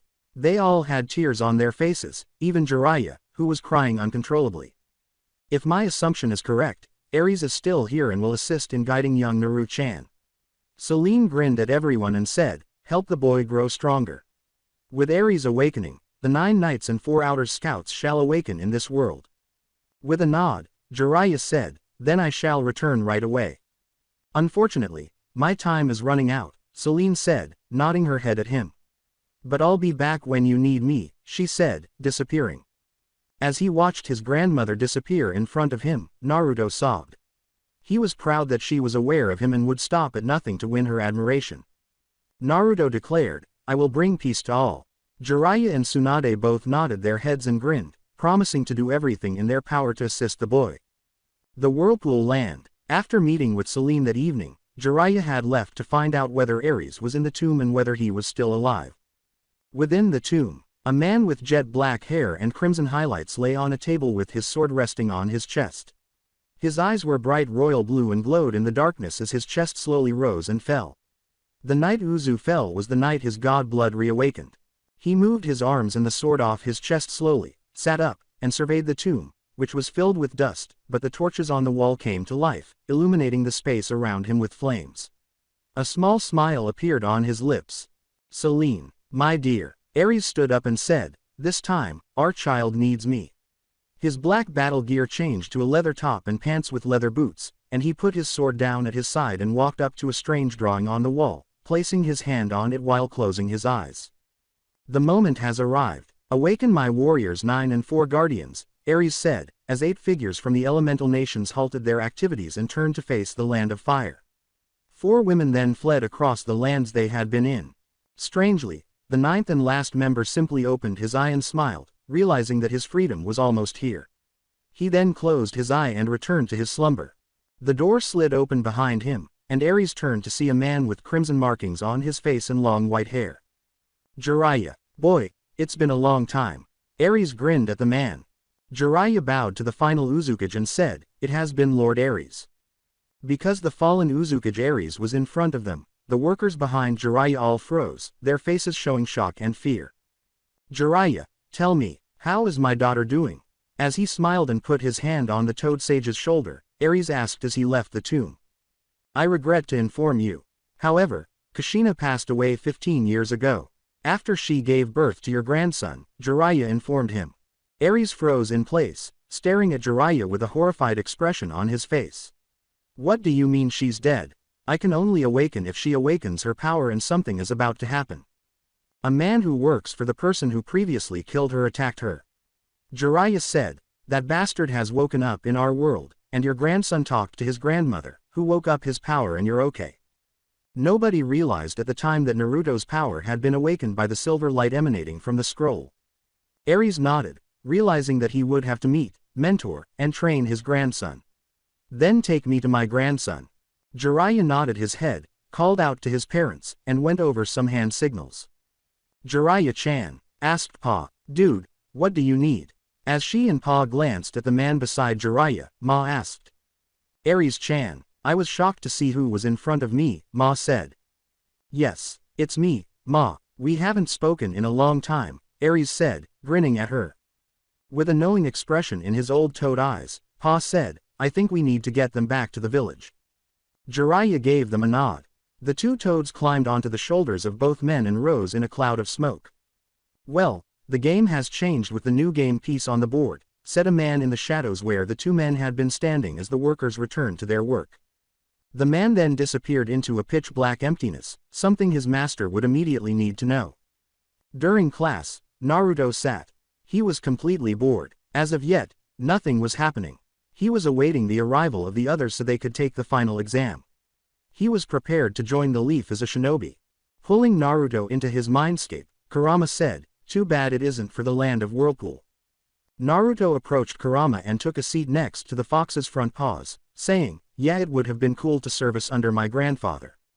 Next to a lovely lake, Kurama was lying down on a big flat stone. Also, it would have been easier on you. For what's to come. After staring at him in confusion for a while, Naruto finally understood what the great fox was discussing. He glanced at the lake and said, yeah, it would have, but like they say, beggars can't be choosers. If we could, he whispered, my parents would be here. Kurama snarled, wanting retribution against everyone who had attacked that night. Yeah, I know Kit. But there is no going back. It is done and over with. All we can do is kill the bastard that attacked us that night and feed him to the Shinigami and that bastard's master. They weren't using him as a pawn. He was a protector and a knight. It's not just a toy to be used and then discarded. As he reclines on the stone and rests his head on Kurama's paw, Naruto remarked, that sounds like a good plan. Maybe once I get stronger maybe Chunin or John and I can have Ba-chan do some mission request for me. So, we can begin our hunt. Knowing that Naruto could never do that, Kurama laughed and said, sounds like a good plan. For it would be better that way than going nuke. Naruto sat up and laughed, leaving off the land and being hunted like a dog. Sounds tempting but not for me. He disappeared from his mindscape after saying, I better get back. I can hear the banshee screaming. As he wanted to go back to sleep, Kurama thought, I hope we are ready for what's to come. All he wanted was to avoid having to deal with the pink banshee while wearing his kit. Sakura Haruno glared down at the boy and cried, Naru Baka, wake up and move. Naruto looked around the room after blinking his eyes multiple times. He appeared to have just woken up, and he saw the pink banshee's target to his left. Naruto glared back into her emerald green eyes and asked, why should I have to move when I was here before the tem? Anyways, who are you to order me around, you pink hair banshee? Sakura gasped. That was not how Naruto had ever addressed her. He would either ignore her or simply laugh and move. However, this was novel. Her embarrassment was met with laughter from the other students in the classroom. She clenched her fist. She yells at him, you asshole. Move or else. In response, Naruto raised an eyebrow. Did she develop some balls or something? He was going to have to consider that the next time. Perhaps she was a man posing as a girl in order to trick the tem into falling in love with him.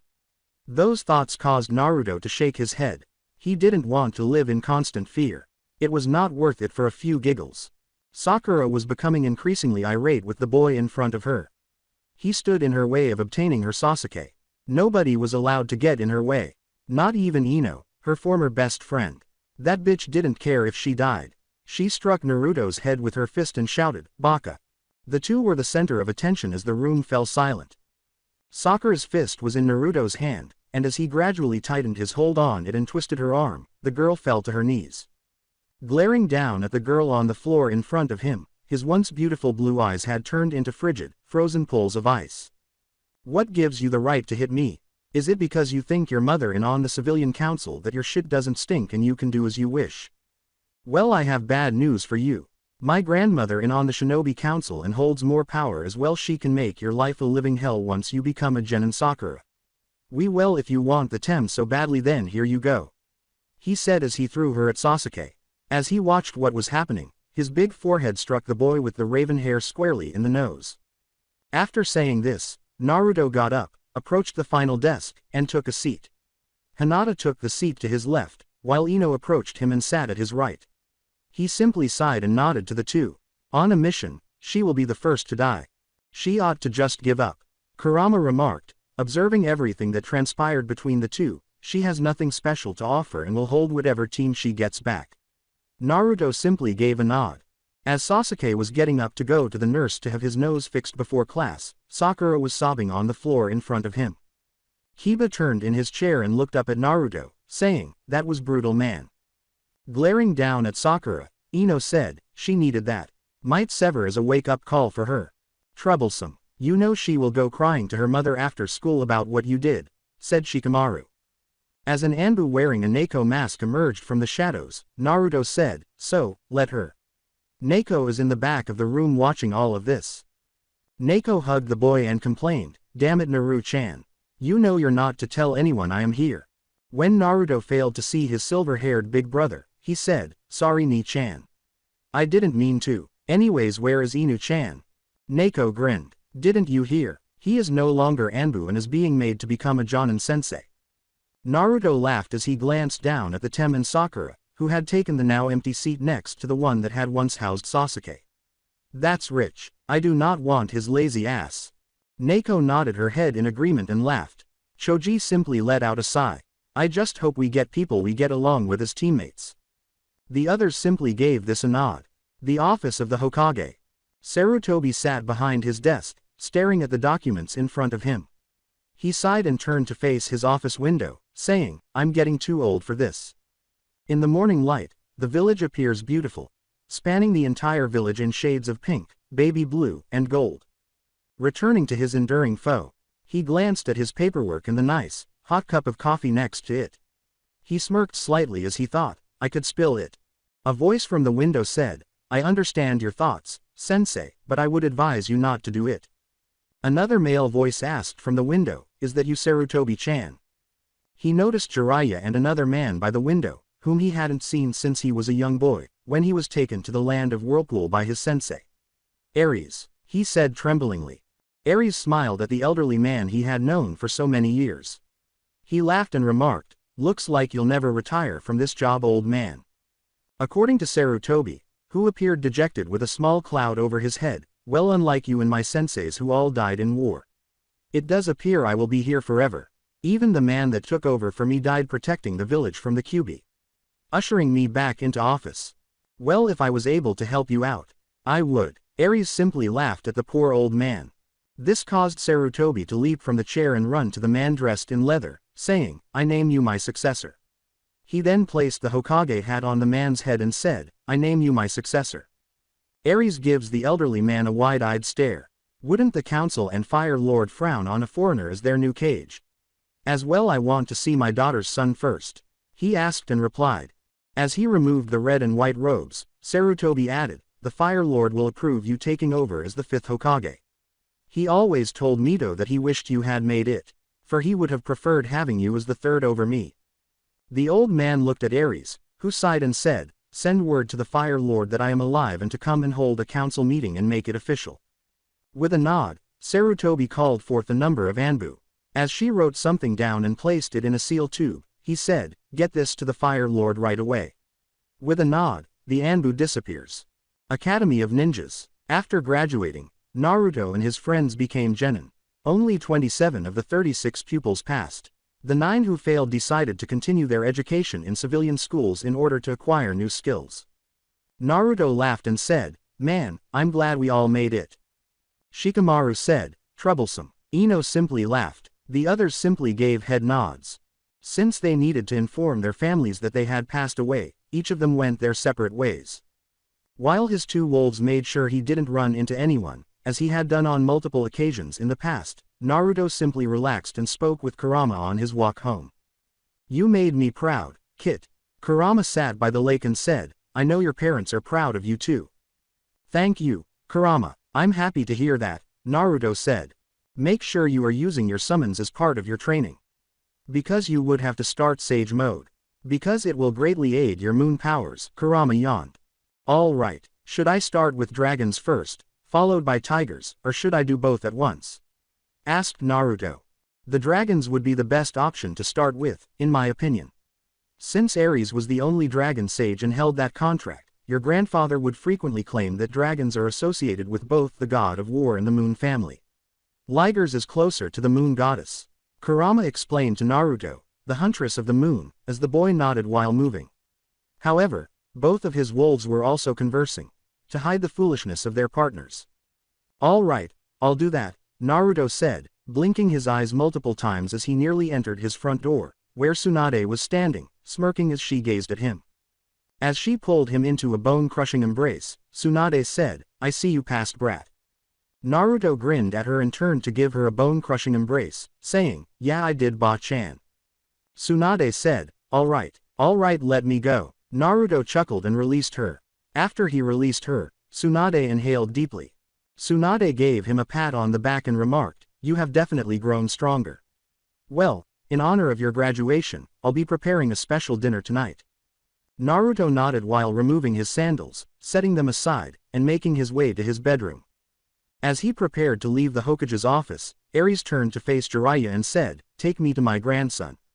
However, before they could go, Ares paused and turned to face Sarutobi. "I will take over in 2 months, he said. "Because I have to send my grandson to Uzumaki boot camp," he said, grinning wickedly. At this, Sarutobi sulked. "All right," he threw Ares a headband and grinned, saying, "But after 2 months you are the new Hokage." With a leaf headband in hand, Jiraiya and Ares departed the Hokage tower. "Tell me, does my grandson have a warrior spirit?" Ares asked, turning to face Jiraiya. Jiraiya grinned and said, "He does. He also enjoys pulling practical jokes on everyone. He painted the Hokage mountain right before I left. He did it during the day, and until he detonated a few fireworks, neither Anbu nor any shinobi noticed him. Then, for 6 hours, he led 15 Anbu, 20 Jonin, and 30 Chunin on a wild goose chase until he became bored and let his academy sensei capture him," he laughed and told Ares. Hee hee. Ares laughed as he said, "That sounds like something his mother would do when she was little." As they passed a number of women, both men paused to gaze at Ares, who had not aged since the Second World War and appeared to be in his late 20s or early 30s. His wife would constantly make fun of him and refer to him as a ladies' man because any woman would fall for him. Jiraiya grinned at the future Kage and remarked, "Looks like the ladies are still after you after all these years." "Yeah," Ares said, giving the women a quick glance and a small smile. However, he told the elderly toad sage, "My lovely wife is the only person who truly has my heart." "I get it." As he gazed up at the sky, Jiraiya remarked, "No woman can ever replace that special lady." A few new fangirls trailed behind the two men as they made plans to form the official Ares fan club and made their way to the Senju estate in silence. "These fools are still messing up," Tsunade said as she sipped tea while reviewing some hospital files in the living room. "I must resume my retraining," she sighed. As he entered the house and saw his wife, Jiraiya said, "Hello Haim." Tsunade looked up from her paperwork, grinning slightly, and said, "Hello Jiraiya." She put down the final file. A male voice behind Jiraiya remarked, "My grandniece looks like she hasn't aged since the last time I saw her." When Jiraiya stepped aside and saw her great-uncle Ares standing in front of her, Tsunade got to her feet. Her eyes widened. He didn't look old. In fact, he appeared younger than when she had last seen him. "By Kami, Uncle Ares, is that you?" she questioned him. "Yes, dear girl, it is I." Ares grinned at her and approached his niece, embracing her. "Tell me where Naruto is." As he moved away from her, he asked. "That brat is in his room mostly," Tsunade said with a smile. Nothing much has changed since I've been here last. Ares nodded his head while surveying the area. Get your butt down here, Naruto. Tsunade yelled. Together with Naruto upstairs, Naruto heard Tsunade calling out to him while he was in the library studying the most recent scrolls Jiraiya had brought him. He slowly looked up and asked, "What now?" He got to his feet and asked. "Yes, Grandma," Naruto retorted, "what do you need?" "Simply come down here," Tsunade yelled. "All right, let me put my scrollies away, I'll be down in a minute." As he turned to put his scrolls away, Naruto shouted back, "The last time he left the library in a mess, he got into a lot of trouble and had to dust every scroll by hand and clean the place up." In the living room, without even glancing at anyone else in the room, Naruto descended the stairs to the living room and turned to face Tsunade. "Yeah, Grandma, did he ask?" With a sly smile, Tsunade turned to face the boy in front of her and said, "Don't be rude and tell your grandfather Ares hello." She gestured to the man who was standing next to Jiraiya. When Naruto noticed the tall man standing beside his previous grandfather, he froze. "Well, are you going to come over here and give me a hug or are you going to stand there all day?" Ares grinned. He asked the boy. After being roused from his daze, Naruto rushed to the man, who was his final link to both his mother and the Moon Kingdom. "Grandpa," Naruto said, pressing his face against the man's chest while he sobbed both happy and sad tears. "It's okay," Ares said, patting the boy's back while allowing him to express his frustration because a lot had been thrown at him and he felt like the weight of the universe was on his shoulders. "When your mother most needed me, I arrived too late," he informed Naruto, "but I'm not too late for you, and I'll be here when you need me." With a smile on his face, Naruto spoke to the man, "I am glad to hear that, for I am lost at what to do when it comes to my new moon powers and bloodline that Grandma gave me just not that long ago." "Well, she made you a demigod, and with what is sealed into you," Ares grinned. "However, you are essentially unstoppable. He is the leader of the 9 knights who will serve under you along with the 4 outer guardians, so regrettably, we need to get his anger out of you. I don't know if the enemy has the 5 inner guardians or where they are right now. Therefore, I won't waste any time looking for them." As the boy looked up at him in disbelief, he said, "The ones we will seek out are the other 8-tailed beasts because knights are one with them." Additionally, Tsunade and Jiraiya appeared taken aback by this new piece of information. All Kurama wanted to do was turn over and go back to sleep, but when he heard Ares' voice, he woke up and thought, "Crap, I'm in for it now." Jiraiya glanced at Ares and said, "We have a problem with getting the other knights." "What would that be?" Ares questioned why he didn't like Jiraiya's tone. "The other major villages use them as weapons. However, we may be able to obtain the waterfall one. I've heard a rumor that the council and Iwa are willing to sell their tail beast holders to the highest bidder and don't want anything to do with them," Jiraiya informed him. "I want you to go to Iwa Council and place a bid for them," Ares said after standing there for a while. "Money is not a problem. If necessary, allow them to determine the price, pay it, and then bring them back to me." "How would we obtain theirs for waterfall?" did he ask. "Their hold is a young girl around Naruto's age," Jiraiya said, nodding in agreement with the man's plan. "She was born with big charka coils and is an orphan. There are rumors that she may have Uzumaki ancestry. However, nobody is certain because she has mint green hair," Jiraiya remarked while reflecting. Ares grinned and said, "She's Kiki Uzumaki's daughter. The only Uzumaki with mint green hair was her. I'll draft a letter demanding my kin's return. If they don't comply, they'll go to war with the Uzumaki clan and Konoha. Because my awakening has awakened all the sleeping blood in the world." "You definitely felt it, didn't you, Tsunade?" he questioned her. "I did," Tsunade said, nodding her head. "I wanted to know what it was." Looking at Jiraiya, Ares said, "I want you to spread the word the Uzumaki clan is back and alive and living in Konoha." "So, you will be taking up the clan set in the council?" Naruto asked, glancing at his grandfather. He questioned the man. Ares smirked and shook his head no. "No, I'll be the Hokage in 3 months. Once you reach a higher rank or are an older shinobi. You'll be seated. Tsunade will continue as she has been for the time being. But until I get the hat, I'll be going too." As Naruto looked shocked at the news of more family and everything, he said, "Because the Fire Lord will be coming here in a few days and you will be meeting your cousin that the civilian council has been hiding from you. You know you have forgot there are Uzumakis in the village that have been protecting Naruto from the villagers and training him in the old village ways." Tsunade replied. "So they managed to leave the village?" Aries asked. Indeed, a large number of kids, along with a few women and men. They reside in an old part of the village that was converted into the Uzumaki district, Jiraiya said, nodding and crossing his arms. Yeah, I spend a lot of time in the Uzumaki district and they keep calling me prince and tell me they can't wait till I take clan head. Said Naruto with a nod of his head. With a devilish smile, Aries said, I can't want to go see them. They will all have heart attacks when they see you. Jiraiya replied, but I have a feeling you have been spotted by a few Uzumakis already, so it will be only time before they seek you out. Aries gave a head nod. You're getting better, Naruto said as he landed hard on his ass and looked up at his grandfather, who was standing across the training area from him, slowly lowering his leg. Aries approached his grandson and remarked, but you're still telegraphing your movement. With a slight frown, Naruto looks up at his grandfather and asks, how can I fix that? He asks the man in front of him a question. With a sly smile, Aries tells his grandson, that is what we are working on now boy, so just be patient. Naruto leapt back to his feet and nodded. All right, I am aware, he told Aries, I just want to be the best. I'm sure you do, however, it requires training and time. Nobody is flawless from birth. Aries smirked and said, tell me, do you know what team you are on and who your sensei is? He asked the boy in front of him. No matter how many people tell them they are. A man with long red hair pulled back in a ponytail trailed behind Jiraiya as he entered the backyard. He will find out team placement tomorrow and for him telegraphing his movement.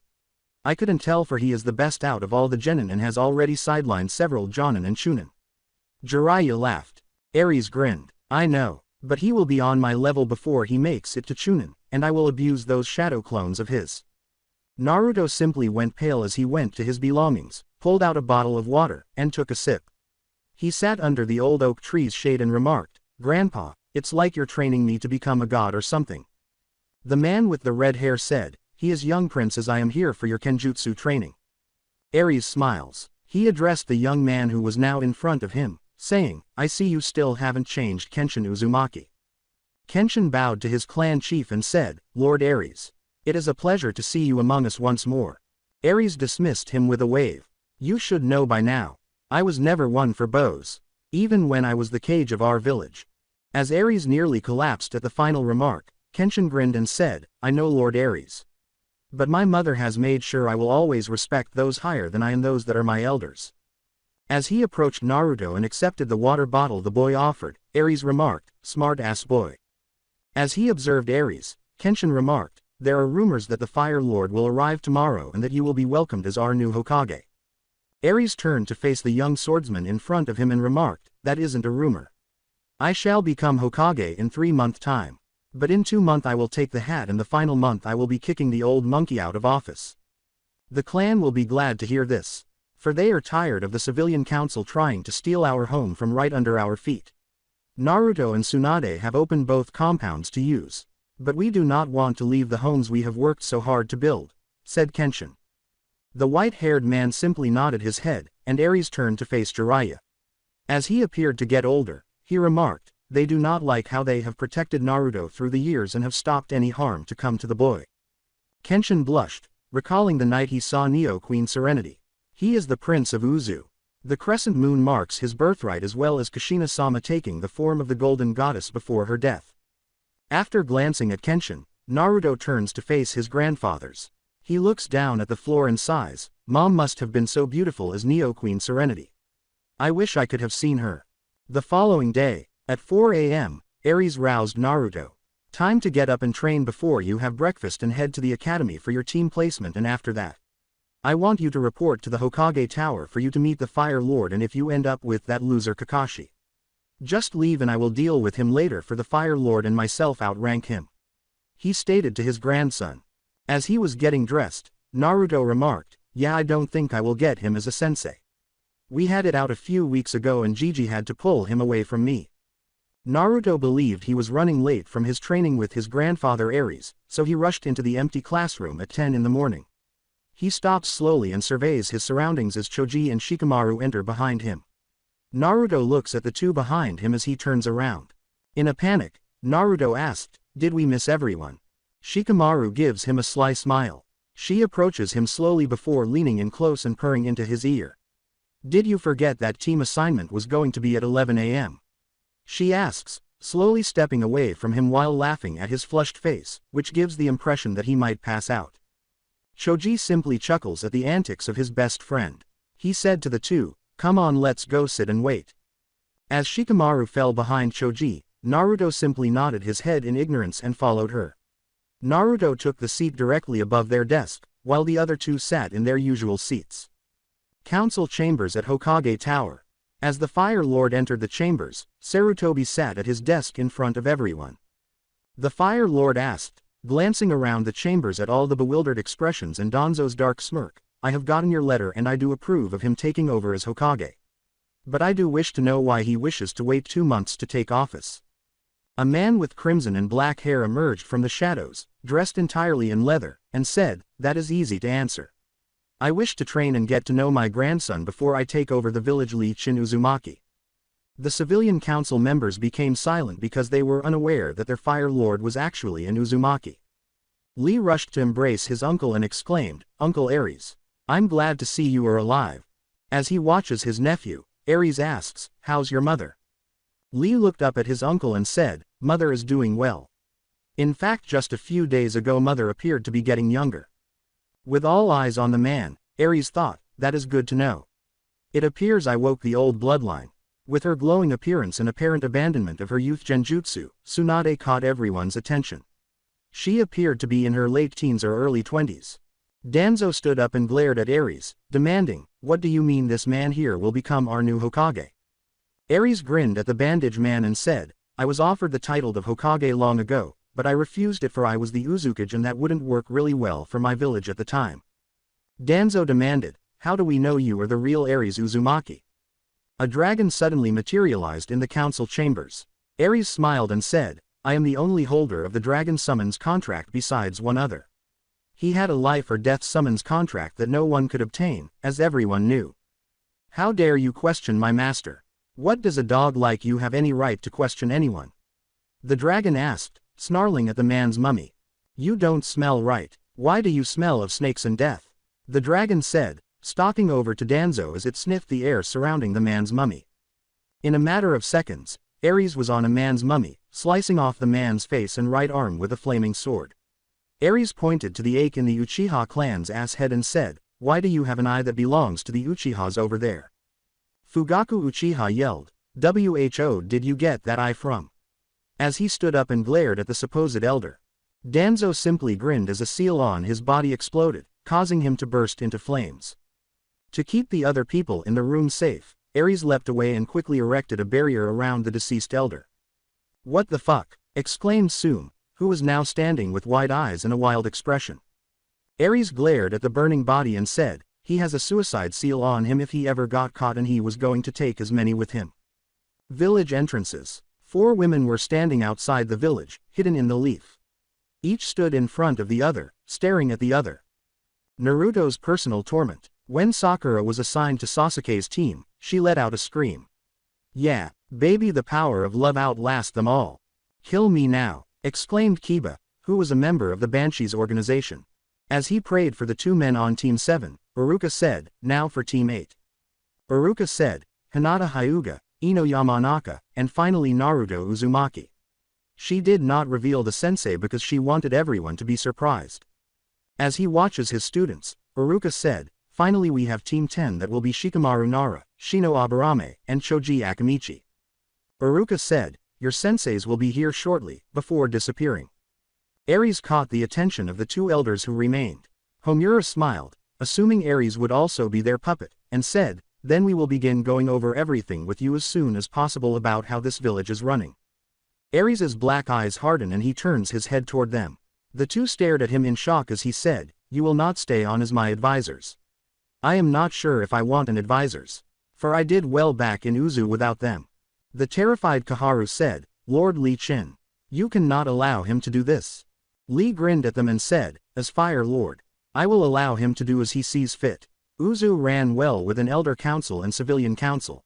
The only council my uncle had during that time was his shinobi council, as they handled all affairs and they did well. He informed them. Homura said, Thinking he had outwitted Ares, it seemed it didn't, for Uzu fell during the Second Great Shinobi World War. No, that wasn't the fault of any council. That was because we had 3 of the major shinobi villages attacking us at once. My wife and I did all we could to hold them off as the others made it to safety," said Ares as he looked at the 2 of them now. His eyes made them both wince. "Also, you 2 are old, and it would be best if I did plan to keep the Elder Council to have fresh young blood take over for you 2, said Ares. Suna smiled at the civilian council members who were glaring at her and said, "It is time those 2 old bats stepped down. They have not worried about what our shinobi have needed in a long time and worry more about those crybabies on the civilian council." A brazen, overweight councilman declared, "He doesn't have the right to remove us." Growing weary of these idiots, Lee said, "He does have the right and power. I just stated he did." He now knew why his mother and uncle didn't like councils. He might experience less of a headache if he did the same thing. Ares glances at the council of civilians. As the room fell a few degrees and they nodded in fear, he said, "You have 3 months to prove to me that you are needed. When I take over on the 3rd month, you all will present to me why I need you. If you do not give me facts but just hot air, I along with the Shinobi Council will be taking everything over." Ares turns to face Hisashi. He pointed to the door as a number of Anbu stood in front of it, observing the civilian council. "Hyuga, since you are more in the village, I would like you to look over the civilian council books for me. If they try to keep it from you, you have every right to send them to T&I. Because this is a military village and I am at the head of this village, no civilian has any say in any of my actions. If they do not like it, there is the door." He grinned at the paling members across from him and said, "Very well. I will be got on it as soon as the council meeting is though." Village entrances. 4 females approached the gatekeepers. It was fate, or luck, that 2 Uzumakis were the gate guards this morning. The blonde with the pixie cut spoke to the woman with the red hair. She informed the woman, "We are here seeking the princess of Uzu as Lord Ares has awakened." When she hears this, her eyes enlarge. "Lord Ares is in a council meeting, but please allow me to call another of the Uzumaki clan to guide you to him," the woman replied. She glances at the people behind her and nods her head. As they awoke their escort, they nodded their heads. When Kenshin arrives at the gate, he surveys the 4 women. As they followed him, he said, "Come, we will wait for him at the Hokage office." Academy of Shinobi. Shikamaru grinned at Naruto and said, "Well, you are the only one with 2 female teammates." Knowing that he was doomed, he nods his head. Ino knew Hinata would train, and he was going to gossip. That's why he wasn't concerned. All he wanted to know was who his sensei would be. Looking out the window, Naruto said, "Well, I do know we are not going to get Kakashi as our sensei. For we had a little fight and grandfather doesn't want him as my sensei." Ino gave him a gentle smile and said, "Yeah, I remember we were all there when it happened." Hinata smiled softly at him and said, "Just give him time. All will be fine. Family does fight from time to time." Naruto said, "I know. Just feel bad is all." Asuma Sarutobi and Anko Mitarashi enter the classroom as the door opens, and Kakashi Hatake is dragged by her snakes. Asuma looked at his new pupils and said, "Team 10 with me." After waving to their friends, the 10 team members departed with their sensei. With a sly smile, Anko surveys the room before turning to face Team 8. As her snakes released Kakashi, who was staring at her, she said, "Team 8 is yours." They stood up and followed her out of the classroom. Anko merely gave him a wink. As he stands up and looks at his new team, she tells him, "If you want to have some fun later tonight, you know where to find me." As he disappeared in a puff of leaves, Kakashi said, "Team 7 meet me on the roof." As Team 7 rushes out of the room, pushing past the other Jonin senseis who were there for the civilian students, they exchange glances. Anko was trailed by Team 8 through the village and into the training area. They visited training ground number 44. Anko was standing in front of them. As Ino blanched at the fenced-off forest behind them, she said, "I know you brats are not like the others and are better trained." Naruto watches Anko and asks, "So why are we here at the Forest of Death?" Anko smiled. "Tomorrow morning you 3 will be going into that forest for your survival test. In there you will be fighting against me as well as the wild creatures that call this place home. Your goal is to make it to the tower in the center in one piece and try to capture me as well," she stated to them as they nodded. Anko smiled at them and said, "Before that, how about we go around and tell each other a little about ourselves? I'll go first. I am Anko Mitarashi. I am a Jonin and part of T&I. I was shocked to find out that someone out there believes I have something to teach you 3. My likes are my snakes and my friends and Dango. My dislikes are the snake pedo Sanin, people who don't know the difference of a scroll and a kunai and just assholes and rapist. My hobbies are training with my snake summons and working in T&I for as a good stress release. My dream of the future. Well, I don't know. Maybe take over after Ibiki doesn't want to be the head anymore. Who knows? She introduced herself. She snickered and said, "Your turn, Barbie girl." Ino sulks. My name is Ino Yamanaka. I like my family and friends and gossiping. I dislike rapists and people with huge egos and a pinkett that throw my friendship away for a jackass. My hobbies are working in my parents' flower shop, flower arrangement and learning about poisons. My dreams for the future to take over my dad's job and find love. She said while staring at Naruto with a little blush on her face. Enko pointed to Hinata and said, "Good. Now your turn, Moon Eyes." The nickname simply makes Hinata blush. My name is Hinata Hyuga. I like my family and friends. My hobbies are training and flower pressing and making healing ointments. I dislike the birdcage seal and rapist and cruel-hearted people. My dreams for the future is to be a strong clan head and find love. She said while looking at Naruto with a little blush of her own. Enko grinned as he observed the two girls. They're a little smitten with him. She glanced at Naruto and thought, this might be good to get them to work harder. She said to him, "Okay, Blondie, it's your turn." As the other 3 stared at him in disbelief, Naruto said, "My name is Naruto Uzumaki Namikaze Senju, but I just tell everyone I am Naruto Uzumaki. My likes are my family, friends, and summons. My dislikes are pig-headed people who don't know the difference between a sealed kunai and its scroll. My dream for the future is to take the hat from my grandfather and become Hokage." Ino asked, "You mean we are getting a new Hokage?" As he turned pale at the prospect of the dragons attacking them, Naruto said, "Yeah, my grandfather Ares Uzumaki will be taking over the village in 3 months' time and as well as helping in mine and our team's training. So don't be shocked when you see him joining us tomorrow morning. I just hope he doesn't use his summons on us." Enko asked, glancing at Naruto, "So the hottie in leather is your grandfather?" With a sad expression, Naruto said, "Yeah, but I'll tell you now. He doesn't want to be with anyone but my grandma who passed away during the Second War." Enko gave this a nod. When genuine love has been discovered, it would never be replaced. As she disappeared into a whirlwind of leaves, Enko said, "All right, be here tomorrow at 5 a.m. I have to report to the Hokage's tower. Do you guys want to come along and see if Grandpa joining us tomorrow?" asked Naruto. Hinata and Ino both gave head nods. Before they had to return home and rest for their training in the morning, they still had time.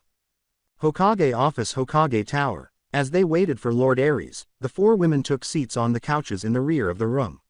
While he waits for Ares to emerge, Kenshin approaches the council chamber doors.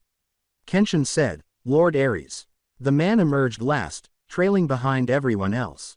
Ares smiles as he turns to face him. "Ah, Kenshin, what can I do for you?" he inquires. "4 lovely ladies are looking, your daughter and you. I have them waiting for you in the Hokage's office," Kenshin says with a grin. As Ares considered who it might be, he said, 4 ladies. He could imagine where the 4 outer scouts were until his eyes widened and he counted to 4. When he did, they must have woken up. He hurried to his future office without a word, with Sarutobi and Kenshin trailing behind him. These women had a connection to Ares and Kushina, but neither man knew who they were, so they just stared at one another in awe. When Ares opened the office door and entered, she looked around and noticed 3 adult women and a teenage girl. Ares grinned at them and said, "It has been a long time, ladies." In front of the man, they all knelt down and said, "Lord Ares, we are here seeking the princess. We felt her awakening." Sarutobi and Kenshin entered this area. Ares sighed deeply and turned to face each of them.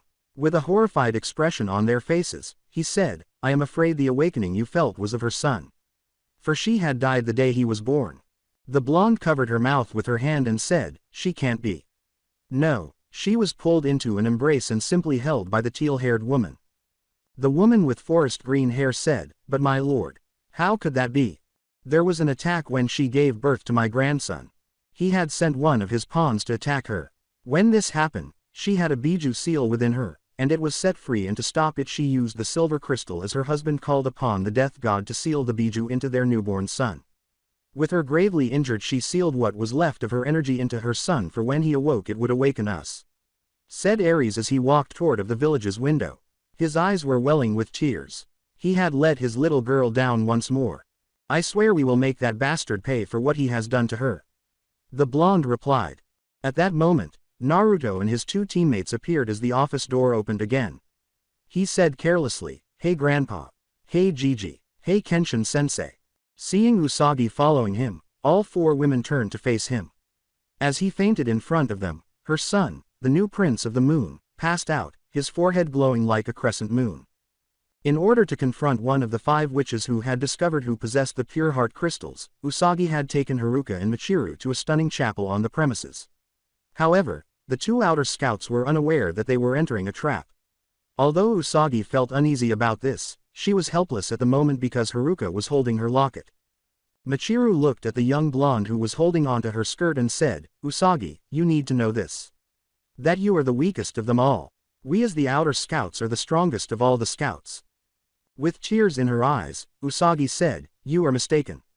If only you had taken the time to get to know us and fight with us, you would see that we are not the weakest of all the sailor. Yes, I am slightly altering it."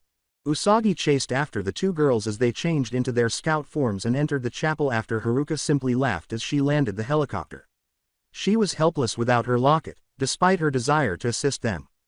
A woman with glasses and crimson hair was standing in front of them, simply smiling at them. Eugeo laughed and said, "Sailors Neptune and Uranus, I am so glad you two graced me with your presence." Sailor Uranus glared at the girl in front of her and growled, "Enough with your games, Eugeo. Tell us what you have done with those with the pure heart crystals." At that moment, flames rise from the earth, causing Uranus and Neptune to leap apart. When Eugeo shoots Sailor Neptune with her special little toy, the girl falls hard to the ground and a mirror emerges from the crystal of her pure heart. When Sailor Uranus sees her true love lying on the ground, dying, she screams. Her voice screams, "Michiru." Eugeo fires off her fire at Sailor Uranus, who yells, "World Jiggly." This time, Uranus was wounded by being clipped on the shoulder. Usagi rushes in. She sobs and rushes to the sailor who is attempting to assist her, saying, "No Uranus. Konoha." While everyone was gathered around him, Naruto slowly started to awaken. Together, a terrified Hinata and Ino asked, "Naruto, are you all right?" For a moment, he stared at them both in confusion, then turned to face the woman with the pixie cut and blonde hair, who had unshed tears in his eyes. As Ares turned to face the sailor of Uranus, Naruto asked, "How? How could you have forced her to watch your deaths? What possessed you to think it was all right for my mother's young self to see something that frightening during a time of somewhat peace?" Ares demanded to know, "What is he talking about, Uranus?" Naruto turned to face his great-grandfather. He said, "It was during the time of mother's first reborn life as Usagi and when she faced the heart crystal snatchers. The ones that had sealed Mistress Nine into a young and innocent sailor Saturn and the sailor those 3 wanted to kill before she was even allowed to awaken into her power or her role as one of my mom's guardians." Ares scowled at the 3 older women, who turned away in embarrassment as Saturn grinned gently. Not wanting to look the boy in the eyes, Pluto said, "The young prince must have seen the memory of when Neptune and Uranus got their weapons at the seaside chapel they destroyed with a very upset and heartbroken Usagi. She had regretted that, as had the other 2. However, they believed it to be prudent at the time. Now that Ares is returning, boy, they are in for it." Ares let out a sigh. They nodded their heads and hurriedly moved away from the man who would wipe the floor with them and anyone else who enraged him. "There is nothing I can do about your foolish plans from the past. But listen to me and listen well. If you try that shit ever again with Naruto, you will not be answering to him about your actions but myself. Do I make myself clear?" he asked them. Naruto shifted his energy and turned to face Ares. "So Anko?" he inquired. Ares grinned at his grandson. He looked out the window of the Hokage Tower and said, "Yes, I see something in her that would be good for you. Also, I don't feel like having Kakashi train you. He has too many emotions he needs to work out and I figure it was best he detail with the Uchiha." Hinata bowed to the man in front of her and said, "Ares-sama. Will you be joining us tomorrow for our test at the Forest of Death?" Ares raised an eyebrow at her, twitching a little at what he had been told. He put his hand over his face and said, "Yes, I will be joining you. However, I will need to talk to Anko about her picking the Forest of Death of all places for 3 rookies. He will definitely have a headache from the shinobi he was going to be commanding here shortly. His Uzu shinobi never did anything like this. Why was it that he was unable to have some of those Jonin teach? However, they were content to live their regular lives and didn't want to deal with the training. He was going to get them for this shit, blah. To the 3 in front of him, Ares said, go get some rest and we will meet in the morning. I have a few more things I need to handle here at the tower before I return home. In order to ensure that they had all the weapons and other supplies they would require to confront Anko in the Forest of Death, they bowed and departed. Looking at her father as a girl with long crimson hair and crimson eyes. He glares at her as she asks, are you sure about this, father? Endymion, swear to God he should have been a Poké copyright Mon or a Digimon, said, do not question me, Lucy. You will go to the land of Wave and look around and send me reports of what's happening at the village. She gives her father a slightly frightened nod. As she turned to go back to her room to pack her belongings, the now named Lucy said, yes. Father, as you wish. Just like this, not too long ago, her mother disappeared. She never came back from the mission her father sent her on. Was she taken as a slave or killed? These were the unpleasant ideas that were running through her mind. She was now prepared to depart. Lucy said, I'm off, father, and headed for the village gate. As she disappeared, Endymion stared at her with his icy navy black eyes. He addressed the wind alone, saying, you better prove yourself more useful than your foolish mother. Hokage Tower with hidden leaf. Ares felt uneasy about something, so he looked east with his black eyes. He hadn't experienced one since his conflict with Chaos. War is on the horizon. Will he be strong and have the will to fight? As he created 4 shadow clones and glanced down at his paperwork, he wondered. The clones nodded their heads as he said, boys, handle this while I oversee Naruto's team's exam. The Forest of Death. Anko smiled at Naruto, who narrowed his eyes and glared at her. With a big python looming over her, Anko asked, what brat? Do you not want to play with my little pets? This is a teamwork test, Anko. Naruto hissed, glancing at his unstable sensei. Anko gave him a pout. She questioned him, who told you? It's because every team is made up of 3 genin and 1 jonin, and the only teams that pass work well together or figure out what the test is. For all the sensei set their teams up against each other, said Ino with a twitching eye. A part of Hinata wanted to pet the snake, and another part of her wanted to faint from the snake's side, but she wasn't sure what to do or think. This little Hyuga seems to be a potential future snake summoner. When Ares heard his grandson and his teammates inform Anko that they would not be playing with her small pet, he appeared in a golden light. Ares cleared his throat. Anko, the genin are right. They know the meaning of the test and are able to work well with each other. So I am here to give you your first D-rank mission. He stated. Anko looked at her village leader and pouted. She complains, but, I wanted to play with them here. Ares narrowed his eyes at her and said, Anko, you will be using training ground 8 until I give you the clear to move your team training to this training ground. Anko pouted as she accepted the scroll and her small pet vanished into a cloud of smoke. Fine. She scowled and opened the scroll, saying, bye blue. Looking at Ares, she narrowed her eyes and said, we have to paint a fucking fence. She snarled, you got to be shitting me. Well, the quicker you finish those D ranks, the sooner I'll give you a C rank or kick up your training and prove to me they can enter the Forest of Death and take out 5 teams of Uzumaki Anbu. Then I'll give you your first C rank mission out of the village. He replied with a smirk. Team 8's 3 members all went pale as they gazed at their sensei and village chief, with just one idea. We're screwed. As she glances at Ares, who simply nods his head in agreement, Anko said, okay, we start training at 6 a.m. and stop at 6 p.m. From 1 to 4 we will take these lame-ass missions to move up to a higher rank mission. During those missions I will have Neko with you, for I will feed someone to my snakes if they piss me off.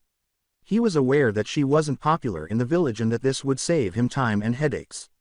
As he left to find Neko to rescue his grandson and his young companions from the insane snake lady he had put them in, Ares said, fine. If it gets the mission done, I will let Neko know. Anko was the intermediary between the client and Team 8's sensei, sitting across the street in a tree eating dango 30 minutes later. The old woman called Anko a snake whore and nearly ran into one of Anko's small pets before Neko next to the elderly woman. Team 8's goal was to complete the mission to the point where, Using their own paintbrushes, Naruto created about 25 shadow clones. They then started painting the fence, which they completed in about 30 minutes. As his clones ascend 2 at a time every 2 minutes, Naruto grinned and said, "There, we're done." Anko smiles. "Hey brat, I have a question for you." Naruto looked at his sensei and asked, "Huh?" Anko asked, "How good is your henge?" As he considers, Naruto cocks his head to the left. "Well, my henge is solid and can last a whole day." "Why do you ask?" he asks her. When Anko finds out, her eyes widen. "Hey brat, would you mind making a team of shadow clone to handle all RD rank missions from here on out, and Neko wouldn't have to deal with me while I train you 3 down to the ground?" she said to him. Naruto turned to face his 2 companions. Ino wanted to know, so she said, "I don't care. But what about the pay? For this is my shopping money. Just give Naruto 25% cut of your pay, and once you're stronger and able to make your own shadow clones, you can send them out to join him," said Anko as she began to smile. Hinata said, "That is fine with me. She doesn't want to take care of other people's chores or babysit. At home, she must deal with her own." For a few minutes, Ino considered it. She smiled at Naruto and said, "Fine. 25% isn't bad, for he is doing all the work. So begin tomorrow, meet at training ground 8 at 6 AM, and whenever Naruto feels like it, he can send his team of clones to take missions and take as many missions he wishes," said Anko with a grin.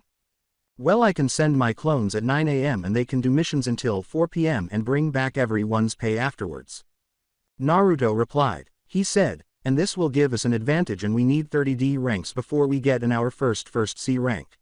So in 2 weeks or so, we can have that down, and Anko-sensei can get her C rank that she wants. So that gives us 2 weeks to prove ourselves to her and Grandpa Aries that we are ready.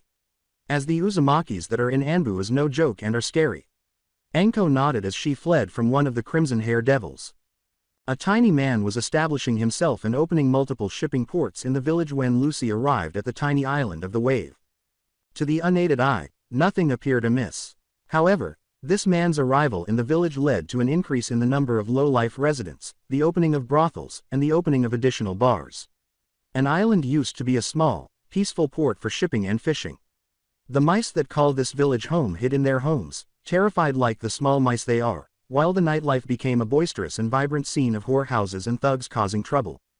She wandered around the village and got a job as a bar maiden at one of the many new bars, simply to stay vigilant and learn about what is going on in the shadows, following the fact that those idiots had already had a few drunks. All of their secrets were revealed. How did they live so long, she wondered. However, keep in mind that they all accompanied each other in small groups and shielded one another from their own shortcomings. As she set the tray of empty beer mugs on the bar's counter and turned to face the bartender, Lucy remarked, "This is a waste of my time."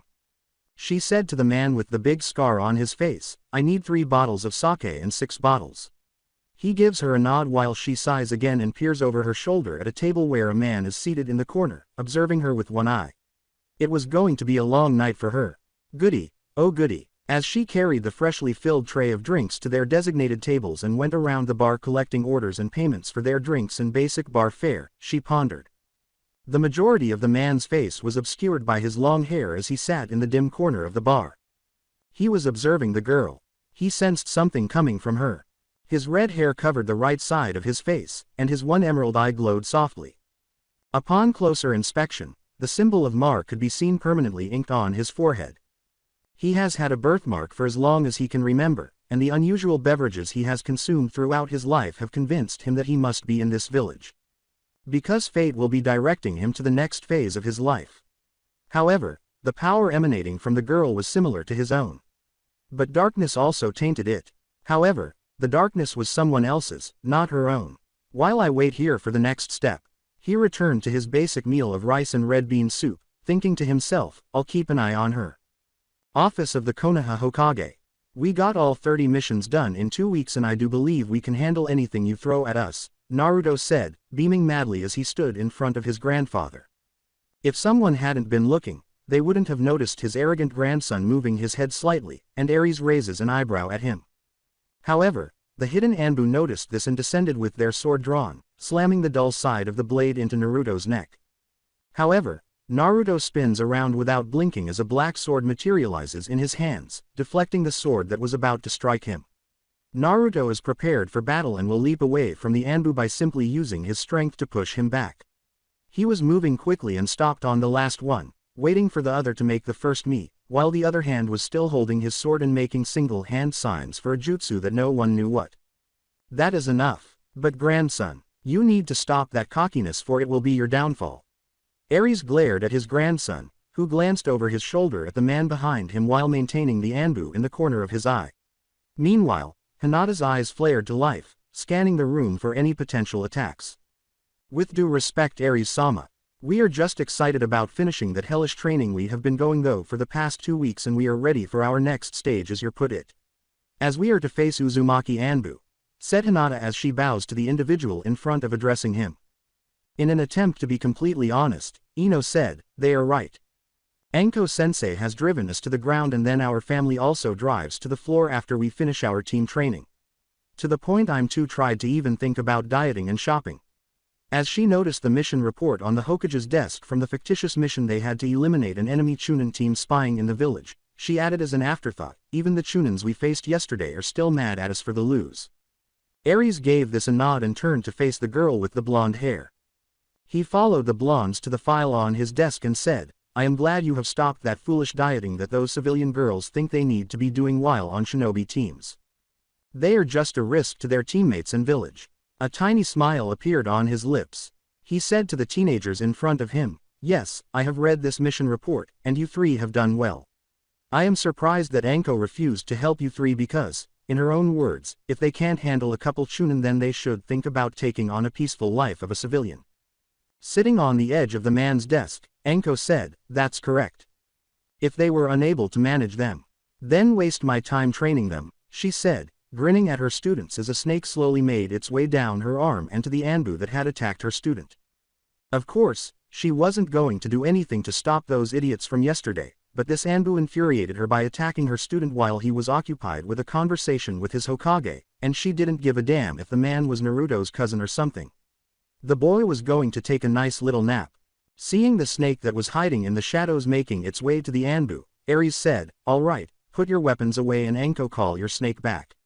The Anbu disappeared from where he was standing to where he had previously hidden. Anko pouted, but her snake disappeared in a tiny cloud of smoke, and Naruto's weapon returned to his seal in his hand, causing both girls to relax. So, have we achieved our goal?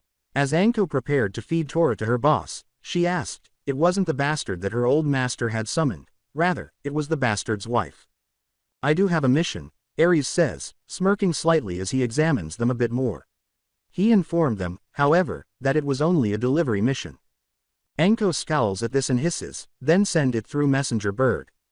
Ares continued to grin as he said, I can't because it is all the final paperwork for the Chunin exams that will happen at the end of the year here in the village. Anko scowls because she is familiar with this mission, which she detested during her time as a Chunin. So you're sending us to Suna? She questioned him. Yes. Ares held up a form in his hand and said, I want to let Rasa know that I am in charge and let him know if he plans to enter his son, who is the keeper of the One Tail, he better fill out this former. All right. Naruto looked at his sensei and said, it would be a good mission for us. Anko nodded her irritated head slowly in agreement. Anyway, when we return, we will have a better mission or be tested to see if we can take a higher mission. Yes, I will have a better mission for you team, Anko-chan, Ares said in a playful manner that always irritates Anko because she knows he is playing with her. We are here to deliver these documents. Anko hissed at the Suna ninja at the gate, glaring at him. He snarled back at her, saying, well Lord Third could have sent those documents thought carrier bird. This made Naruto chuckle. Well, Gigi is no longer Hokage. The older shinobi who was sitting in the shade and letting the younger one act foolish paled at the mention of the god of war's name. It is indeed my grandfather Ares Uzumaki, he said, laughing as the man on guard looked at the boy in confusion. Boy, what did you say? The older shinobi demanded. Naruto continues to chuckle as he looks at the man and says, we have a new Hokage and he has sent us to deliver this and inform the Kazekage that Ares Uzumaki is now the 5th Hokage of Konoha. Who are you, boy? As he observed the boy in front of him, the elder shinobi inquired. Ares Uzumaki is my grandfather. Let them in and shut up before you cause a war between our 2 villages. Naruto growled at the younger shinobi who was merely giving him a dirty look in confusion. The father of one Kushina Uzumaki, he said, as the man paled even more and slapped the other full across the head. The younger shinobi asked the older shinobi in front of them, what is the big deal about whoever the damn Hokage is? After the Konoha shinobi passed them and made their way to the cage tower. It is because you were just at the time your father and mother were just children when Ares the god of war and his wife Serenity Uzumaki were supposedly killed. He sighs slowly as he looks down at the younger fool in front of him. In the Second Shinobi War, those two essentially eliminated every shinobi that attacked the land of Whirlpool. Their daughter, Kushina Uzumaki, later gained notoriety in the Third Shinobi War as the Crimson Death or Red Hot Habanero. The younger shinobi in front of him, their eyes wide now, recalled learning about Kushina in Shinobi Academy. To be honest, the woman had millions of nicknames that she had earned during that war, and I was scared to watch her take out an army of shinobi from Kumo all by herself, he said. Tower of Cage. Anko and her group entered the building and proceeded to the Cage office. 3 teenagers were standing outside his office, but what was strange about this scene was that a girl with dirty blonde hair and a boy with what appeared to be cat ears on his hood were standing apart from a boy with crimson hair who had his arms folded across his chest and leaning against the wall. Kurama sat up and looked out Naruto's eyes from inside, saying, "Kid, that's my annoying little brother's host standing there with the other 2 monkeys looking at him with fear." "Yeah," Naruto said, maintaining eye contact with the boy with the red hair. "I can feel the energy rolling off him. It also looks like he hasn't slept in a long time." As he pushed off the wall and approached Naruto, the boy slowly opened his eyes and turned to face the boy with the blonde hair. He narrowed his teal eyes and said, "Mother doesn't like you." "I don't care if mother doesn't like me," Naruto said with a foxy smirk. He looked over his shoulder at Anko and his teammates and said, "He is just a cross-dressing fool who doesn't know his place before his older brother's host." Anko understands what Naruto is discussing because the girls were simply holding weapons in case something went wrong. Gazing at Naruto and the red-haired boy, the filthy blonde says, "Gaara, what are you discussing?" With his typical foxy smile on his face, Naruto turned to face the girl who had said the name of the boy with the red hair and said, "We are talking about 1 and 9. He noticed that the girl had become even paler. As the other boy appeared to be on the verge of a heart attack, she thought to herself, "This isn't good.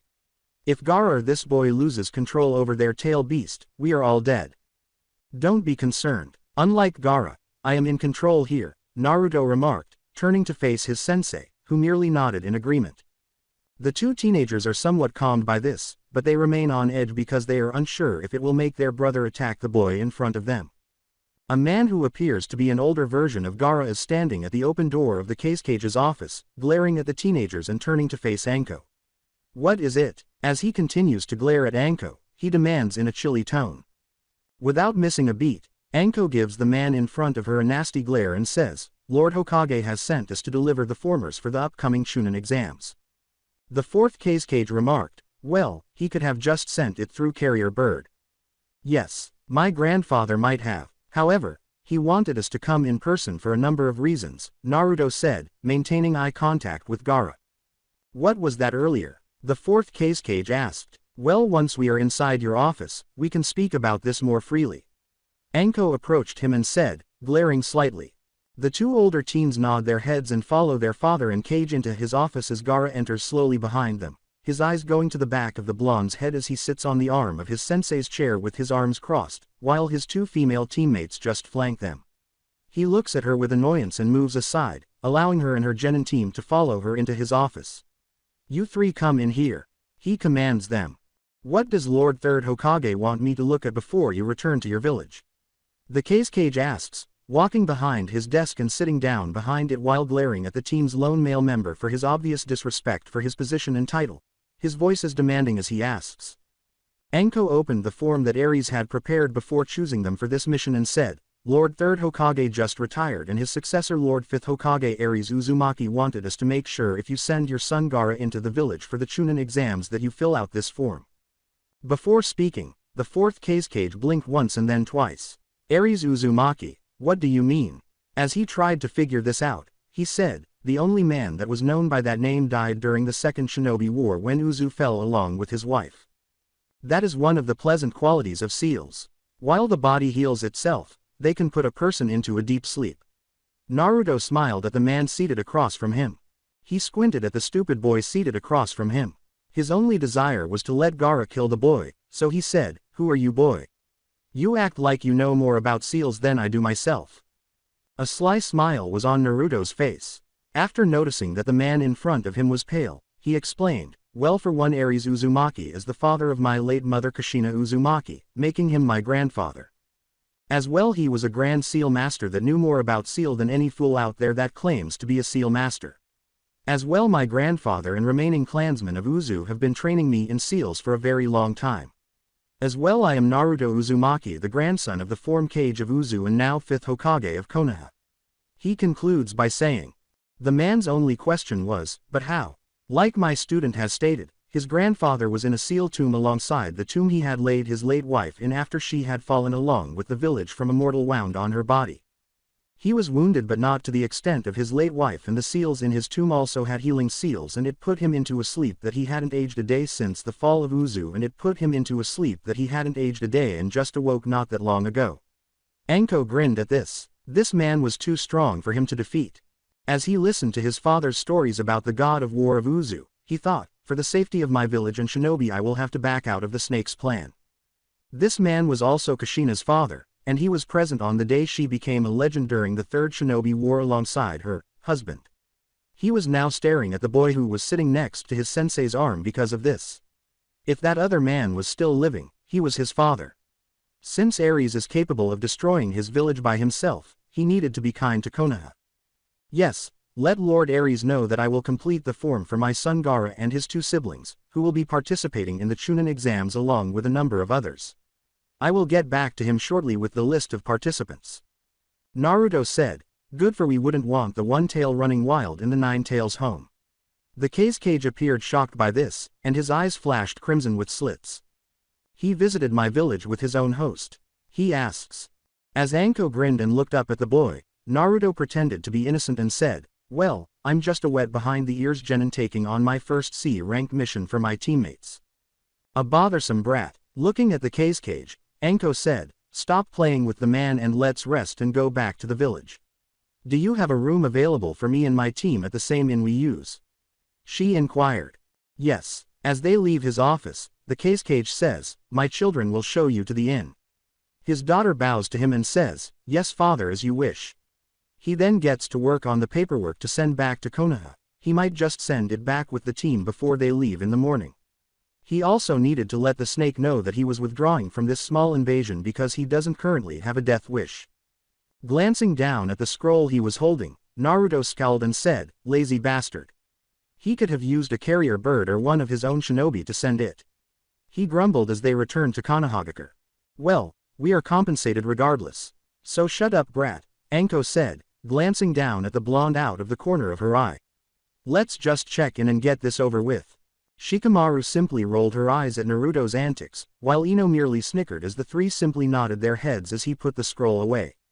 "The land of waves. I will be fine, my dear," Tazuna said, giving his daughter a hug. He informed his daughter, "I have a boat waiting for me to take me across, and then I'll head to the closest hidden village." A woman with raven hair slowly nods her head, saying, "Be careful, Dad. Don't drink all the money, please. We only need this to receive any kind of assistance," she informed him. "How do you feel about me?" The elderly man scowled at his daughter. "I am aware that I am an old drunk.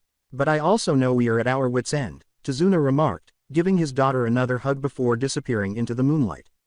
Konohagakure. Ares looked at the 4 people in front of them and said, "Well, you 4 did well. Grandpa, it was fascinating." Naruto said, staring his grandfather in the eyes, "Gaara isn't stable and he will be in the village for the Chunin exams." "What do you mean he is unstable?" Ares raised an eyebrow in response. He asks his grandson a question. There is a big ring surrounding his eyes. He doesn't seem to have slept in years. Naruto looked at his grandfather, a little perplexed at that point, and added, "The nutty one tail has him believing that he is his mother." "Shukaku has always been a little nuts," Ares sighed deeply. "I will have my summons patrolling the village the moment this Gaara and his team are in the village," he remarked, closing his eyes and opening them to look at his grandson and the other person in the office. As he has always been one to be a little out there. "I'll have to take a look at that seal the boy has because it's about to break. In order to fix the boy's seal, I will be writing to Cage, he informed them. Wish him luck, because my baby brother's host seal is breaking. It won't last past this year, Kurama said, opening his eyes and yawning widely. Naruto's eyes widened and showed signs of fear. What's the matter? Concerned by the boy's facial expression, Ares asked. Naruto said, looking dejected, Kurama just said that the seal is cracking, and it will not be lasting past this year. Very well, Ares said, clenching his fist without speaking. They nodded and departed when he said, take a few days off in return for your next mission. Rasa is a cold-hearted bastard for sealing Shukaku into his own son and allowing that old bat to do the sealing for him. She never knew shit about sealing but passed herself off as a master. If I am thinking about it, she might have just done a basic storage seal, Ares said as he sat alone in his office, staring out the window. However, he was interrupted by a knock on his door. Ares called out, enter. Good afternoon Ares-sama, Sarutobi said as he entered and nodded to the new Hokage. With a sly smile on his face, Ares said, good afternoon, Sarutobi-chan. What can I do for you? I know it drives the old man crazy. He had already completed all of his work for the day when he asked. Sarutobi grinned at the man in front of him and said, I just came by to see how things are going. Everything is going smoothly. Ares held up the scroll in front of him and said, I was just going to look at the forms from Suna. Sarutobi gave this a nod. Konohagakure's main gates. After 5 days of traveling from the land of Wave, Tazuna had finally reached the village and was heading to the Hokage Tower to submit his mission request. Remembering the man, Tazuna sat across from Ares, who was perspiring profusely. He wasn't any older than his current grandson. With his icy black eyes fixed on the man who was resting in one spot, Ares asked, so Tazuna-san. You were requesting a protection detail for you on your way home as well as protection for your crew as well from bandits and highwaymen. Tazuna, unsure of how to react to the man in front of him, said, yes. Ares-sama. Ares gives a head nod. He asks again, as well the funds you have is only for AC rank mission. Tazuna said, feeling more like a child in front of his strong man, yes. Ares-sama. The Wave Land. The village was largely known as Port Wave, and Lucy wore a hood over her head as she strolled through its wilted streets. Because nobody bothered to give it a name, her gaze swept over the people who were hiding in the shadows and the kids who were gathering food and cash. As she walked into the bar at the end of the village, she sighed. Men and women sat around sipping drinks while the men laughed and pulled women onto their laps. Lucy approaches the bar, pulls back her hood, and takes off her cloak. The mistress of the bar hissed, you are late girl. Get behind the bar quickly. Konoha. Ares looked up at the elderly drunker in front of him and declared, I will sign off on this mission. But I will be sending 2 teams as a procession. So would you like to stay the night or return right away back to your home? He asked. Tazuna, who was becoming increasingly anxious around the man in front of him, said, I would like to return as soon we the 2 teams are able to go. Ares nodded to one of his crimson-haired Anbius and said, very well. I will have you leave my office and head into the lobby where my secretary will get you some coffee and something to eat. The man is led away by the Anbu when they appear in front of him. As he took out pictures of the teams currently present in the village, Ares asked, now who do I send on this mission? A tiny grin appeared on his face. He put the pictures down, saying, yes, these 2 will do. One of them is of his grandson's team, and the other will be Team 10.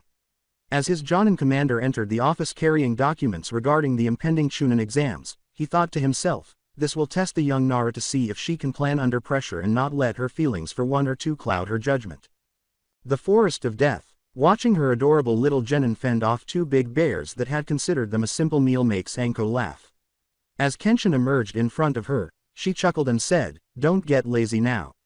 This is like a real fight with an enemy shinobi. You never know what they might pull on you. Kenshin bowed to her and said, good morning Anko-san. Anko turns to face the strange man who speaks to her. Anko, who has no idea why this man became a shinobi, asks, what is it swordsman? He was more suited to being a samurai than a shinobi. Looking down at the genin battling for their lives, Kenshin simply smiles. With a nice but eerie smile, he said, Ares-sama has sent me to tell you that your team is requested for a mission and must report now to the Hokage Tower. As 2 enormous snakes emerge and attack the 2 bears, Anko said, fine. The snakes then wrap their enormous bodies around the bears and disappear in a puff of smoke, calling them back to their home so the younger snakes could pursue them. Anko growled as she leapt down in front of them all. You brats did all right. But I expect better from you next time. Naruto sighed in an attempt. He pulled out some water and told her, we almost had them. Kenshin was standing with Anko, and the girls were standing beside him, drinking water. Anko glared at the blonde in front of her and hissed, almost isn't good enough. I want you three to do better. For almost can still get you killed out on a mission. As the girls nodded their heads in agreement with their teammate, Naruto said, I understand Anko-sensei. We will do better next time. Anko grinned at the three genin who were staring at her as though she had grown a second head and said, good. Now let's head to the two. We have a mission. She has bipolar disorder. As Ino put her water away and they all fled the training area, she thought, Daddy needs to get her in for another review. Group 10. For their first mission of the day, Team 10 walked idly to the Hokage. Asuma reasoned that it would be best to complete whatever mission they had for the day and then train. As the other two spar, Shikamaru would also be more open to playing a game of shogi with him. Asuma opens the doors of the building just before Team 8 appears. Anko called out, hey Smokey. She knew that this greatly irritated the man. Asuma turns to face Konoha's smiling snake mistress. He greeted her with a warm smile and said, hello Anko. Anko had a tendency to send small guests if you irritated her, so it was best to keep her on your side. When Naruto noticed his friends standing there with their sensei, he called out, hey guys. As Shino nods his head toward the three in front of them, Choji exclaims, hey Naruto. Shika simply nods her head and smiles. Because speaking or waving would be too much trouble. Choji asked, taking a bite out of his chip, so what are you guys doing here? Ino grinned and said, we got called in for a mission. She asked her two childhood friends and their teammate, what are you guys doing here? Shino pushed up his sunglasses and said, we are here for a mission as well. Hinata smiled softly and said, then why don't we go in together? With a nod, they entered the building and ascended the stairs to the Hokage's office. Before Asuma or Anko could knock on the door, Ares called out, enter. Ares smiled as the two teams walked into the office. He said to the two teams, I am glad you both are here. Naruto stood in front of the relaxed god and put his arms behind his head, asking, hey grandpa. What do you have for us? Ares grinned, I have a mission for your two teams. It will be an escort and protection detail. I figure it would be a good to see for a joint team mission. He told the two teams that came before him. Both Anko and Asuma simultaneously said, yes Hokage-sama. Every genin nodded their heads and exchanged glances. They had trained with the Hokage at Naruto's house on multiple occasions. As Kenshin bowed at the open door and disappeared inside, Ares called out, Kenshin please bring in Tazuna. To reappear as a 50-year-old man with dark gray hair, facial hair, and dark gray clothing. When he saw the woman standing with the two genin teams, he went pale. Anko smiled broadly, you, Tazuna exclaimed while hiding behind Kenshin. Looking at his shinobi and the elderly man, Ares raises an eyebrow in response. What have you done to him Anko? He asks. Anko grinned as a black snake slithered out of her trench coat and moved up her arm, hissing at the elderly man. I met him in the land of tea about a year ago as he was working on a bridge there. He saw me in a bar when I stopped to get something to eat before heading home and he hit on me and he met my little friend. With flames burning in his eyes, Ares growled, well, he is the client and play nice. No attacking the client.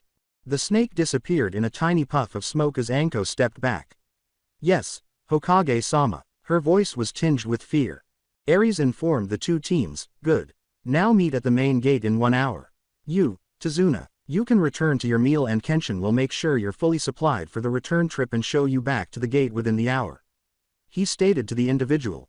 Tazuna merely gives the man in front of him a nod. He returned to his meal and bowed to the Hokage, saying, thank you, Ares-sama. As Ares threw the mission scroll at the boy, Naruto turned to face his grandfather. He instructed his grandson to show up at the gate early and make sure you six look over this mission report. Naruto nodded his head and said, yes, sir. He then departed with the others, preparing for the threat that awaits each of them. Within half an hour, the 6 genin assembled at the front gates. Naruto pulled out the scroll he had received from his grandfather. The mission, customer, Tazuna. Details of the mission. Protection detail to lead and safeguard the client as they return to the land of waves. Team 8 and 10 with their senseis in the land of waves will safeguard the client and his team at the bridge during construction. Both teams are expected to return once it is over. The duration of the mission should be between 1 and 2 months. Additionally, look into what's going on in the land of waves because there are rumors that shady activities are taking place there and that people are dying and disappearing while traveling to the island. If my intuition is correct, this mission could become an A- ranking mission instead of just a C ranking 1. In the event that a backup is required or if the mission ranking rises, have Naruto summon everyone back to the tower. The 6 genin blinked as they exchanged glances. Shika ran a hand through her hair and glanced at the other, saying, "Troublesome." They all agreed by nodding their heads. We are going to have to be on our toes with this mission. For how the old man looked at us. He looked like he was worried if he had made a mistake in making children protect him from whatever he is hiding from us, said Naruto as he gazed at his fellow coworkers. Anko and Asuma approached with their client. Instead of sipping from the sake bottle dangling from the side of his bag, he was sipping water. I'd better not drink. As he took another sip of water, Tazuna thought, that woman will not hold back and might even kill me and tell her boss that it was bandits. As they nodded their heads, Anko asked, "All right brats. Listen up, we are going to be heading to the land of waves. You 6 have read over the mission report that Lord Hokage has given you." Asuma examined the genin and asked, "Do you have everything you need for about a month to 2 months for this mission?" All 6 genin said, "Yes senseis," as they turned to face the client, who was now perspiring more. As the Prince of Earth, Endymion sat on his false thorn and called out, "Jade." "Yes, Lord Endymion," asks a woman with jade green eyes and pale blonde hair pulled back into a high ponytail. "I promise that his name sounds like a Digimon or Poke copyright Mon. Jade, I want you to find the lost Moon Prince. For that witch Serenity had a child before she died," Endymion grumbled. As Jade bows before her master, she asks, "Would you like me to kill him, my lord?" Endymion smiles. He waved his hand for her to leave his cold thorn room, saying, "No. I want you to take him prisoner. For I have a plan for that boy and my disappointing daughter." Endymion started laughing like a crazy lunatic and said to himself, "Soon I shall have the crystal. I was so close once before." Alongside Team 8, Naruto peers westward over his shoulder. Anko asked, glancing at the boy in front of her while the client stood beside him, "What's wrong, brat?" Naruto shivered once more and said, "I just felt something evil walk over my grave." The others just gave him strange looks. Anko simply smiled and turned to face Asuma. "Well, that is an interesting way to put it. But I'm sure it wasn't nothing." With his hands raised in submission to the woman walking beside him, Asuma said, "Don't look at me. I have no idea what the hell is going on with your team and you." Anko merely gives him a smile. "Well, you should come train with us sometime and learn what we do," he replied. Asuma sighed and shook his head at her antics, saying, "I would rather pass. As I heard the stories from Anbu that watch you in the forest of death making sure you don't kill your students." Anko pouted and said, "Awa, you're no fun Asuma. I'm sure I'll make your students stronger." Naruto turns to face Team 10. With a terrified expression on his face, he uttered, "I just hope she doesn't get her way." Shikamaru sighed and remarked, "Troublesome." She senses something strange about them, so she stops. Something was hurting her, and the ground was weeping beneath her feet. What the devil is it? As she surveys her surroundings, she asks herself. Gazing at the girl with the raven hair, Naruto raises an eyebrow. She asked him, "Did you feel that just now?" As he closed his eyes and concentrated on his surroundings, Naruto asked, "Feel what?" His eyes snapped open and he froze. Just above a whisper, he said, "The earth, she is in pain." Shikamaru simply nods while surveying her surroundings. Her gaze then lands on the 2 puddles on the roadside directly in front of them. She asks the insane perplexed, "Anko-sensei, didn't you say you have been wishing for a puddle to jump in along this trip?" Gazing at the 2 puddles, Anko squints her eyes before grinning. She said, "Yeah, I have been. My snakes are wanting to cool down," as screams could be heard and snakes suddenly shot out of her trench coat sleeves at the 2 puddles. A woman with jade green eyes watches from the shadows on either side of her. "It's not time to attack," she says. She stood behind her and said, "They are on their guard." As Naruto turns to face the tree line and senses the evil energy emanating from that direction, they disappear. "What is in this place?" asked Anko as 2 of her larger snakes held the demon brothers as poison flowed through their body. Oh, don't worry, they won't kill you with their bites. She cooed at the two men as the youngest of the two brothers fainted from the sight of the woman in front of him. Just tell her everything you two are doing to her. Looking at the only person awake, Anko pouted. Well, he isn't any fun. So what are you doing here? She questioned him. His eyes widened in horror as he said, we are here to kill the bridge builder for Gato as he hired out Master Zabuza. Why does Gato wish to kill the elderly man? Anko questioned him. His goal is to prevent people from having any chance of escaping the little bastard. Honestly, we wouldn't have accepted the position. Zabuza tells her, but the rebels need money, and he is using whatever he can get to help them. The two snakes nod and disappear as Anko nods her head and says, take them back to the office. All right, it appears that Lord Ares was correct. What are your thoughts, kids? Do we require backup? Asked Anko as she surveys her team. With a gentle smile, Ino said, nah, we got this. Yes. With a smile, Naruto said, I have my summons to help us. This will help us in the future and with your explanation of the Chunin exams, second exam. Hinata looked at her sensei and said, this will be the test we need to see if we can think on our feet and fight. Ah, my little brats are getting older. They're so adorable, Anko remarked, grinning as she turned to face Asuma. With a sigh of smoke surrounding him, Asuma said, I think between us we can handle Zabuza. Naruto stated, if not, I have been training with a sword. Grandpa is stronger than Zabuza, and I can now take on him for about half an hour. I should therefore be able to handle Zabuza much more easily. He informed Team 10 Sensei and his sensei. The two senseis give a nod to this small scheme. Naruto freezes again in the sea between two lands. He yells, come out. As the two senseis prepare to fight, everyone gathers around the elderly man. A woman with pale blonde hair and jade green eyes said, well, young Moon Prince. You have proven to be stronger than the cry-baby Moon Rabbit. Naruto squints at the woman in front of him. In an icy, authoritative voice, he told her, I don't know who you are, but you have no right to speak of my mother Serenity in that fashion. With a dark smirk on her face and a bow, Jade said, on where are my manners? I am Jade, one of the 4 queens of King Endymion. Naruto asks, what became of the 4 kings of Beryl? Jade grinned and remarked, dead alongside their queen. Naruto gave a headshake, so the snake showed his true colors to the poor misguided witch. Jade laughed behind her gloved hand and said, she was weak. Our king needs a strong but submissive queen at his side. That is why your mother was so prefect for my king. Naruto grinned and remarked, funny. My mother would never submit to a bastard like him. The false prince of earth.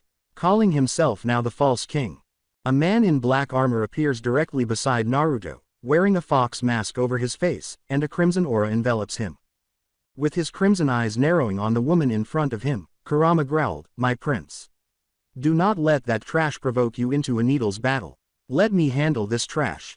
Jade laughed and said, oh Kurama. You're still alive, I thought you died when Uzu fell. She smirks at her, know that trash you call your prince we too weak to kill my princess. Even with his puppet he has now. He threw up. Jade scowled at him, she growled at him, mindless beast. This just made Kurama sneer. The others looked on in disbelief and bewilderment at what in the world was going on. Naruto looked at his friend, partner, and big brother and said, Kurama, we don't have time to waste on her. We must be moving. Kurama nods his head while glancing at the woman in front of him, grinning beneath his mask. I suggest you leave here with your 2 pets. For this wouldn't end in your favor. He stated to her. Out of the shadows emerged 2 odd humanoid creatures. One appeared to be a modeling doll, while the other resembled a cross between a rat and a wooden doll. Hiss out the rat doll thing and say, leave us to deal with this Mistress Jade. Kurama draws a huge sword from behind him. After sleeping for centuries and failing to fulfill its duty to defend the King of the Moon and the royal family, flames started licking the blade in preparation for battle. With a cool, collected tone that chilled everyone to the bone, Kurama said, think wisely here, Jade. For I shall not hold back this time around.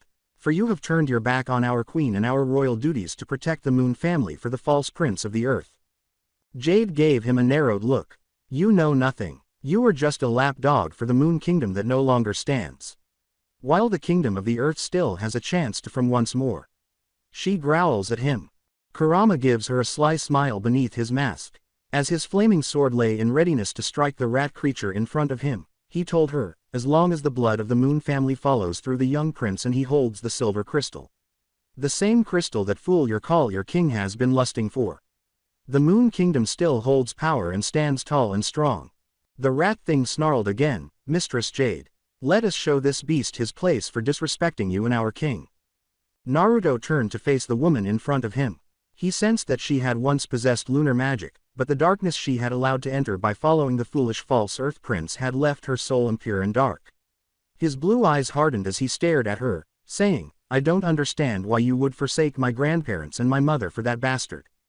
She merely gave him a sly smile. With an arrogant tone and demeanor, she declared, they had nothing that they could offer one like myself.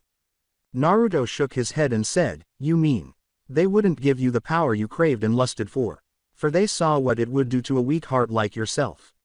He took a step back and said, maybe it was for the best that you followed that fool. For those who only lust for power and want to take the easy way are meant for each other. Kurama swiftly moved to stop the boy from approaching the woman in front of them, who was furious at what the boy had said to her. Jade smirked and leapt back onto the water in front of them, saying, Marionette and Rat King, kill them. She rose in a whirl of jade petals and said, this will be the last time we see each other, little Moon Prince. As they turned to face the Black Knight, the eyes of both monsters started to glow red. My prince, allow me to handle this trash, for it isn't time for you to tip your hand, Kurama replied. Naruto gave his partner a nod. He was aware that there would be too many questions and that some people would be shocked if he changed. As it was, the senseis were staring at him and he had too many questions to answer. After the Black Knight has dealt with these two before us, I will explain. Kurama grinned because he had been hoping to enjoy himself a little, but he knew he couldn't drag this out because he knew his Lord Ares could already sense what was going on. Office of the Hokage, I should have crushed that bastard when I had my chance. Ares growled as he made a fist and slammed it onto his desk, ramming it through the floor and on top of a poor Chunin doing some filing while the crystal ball just floated before him. My love, the first swear to the gods I shall not fail never again. Flames licked around the god of war as he prepared to leave his office to find that little bastard. He narrowed his eyes as anger rolled off of him. A voice called out from his open office door, Hokage-sama.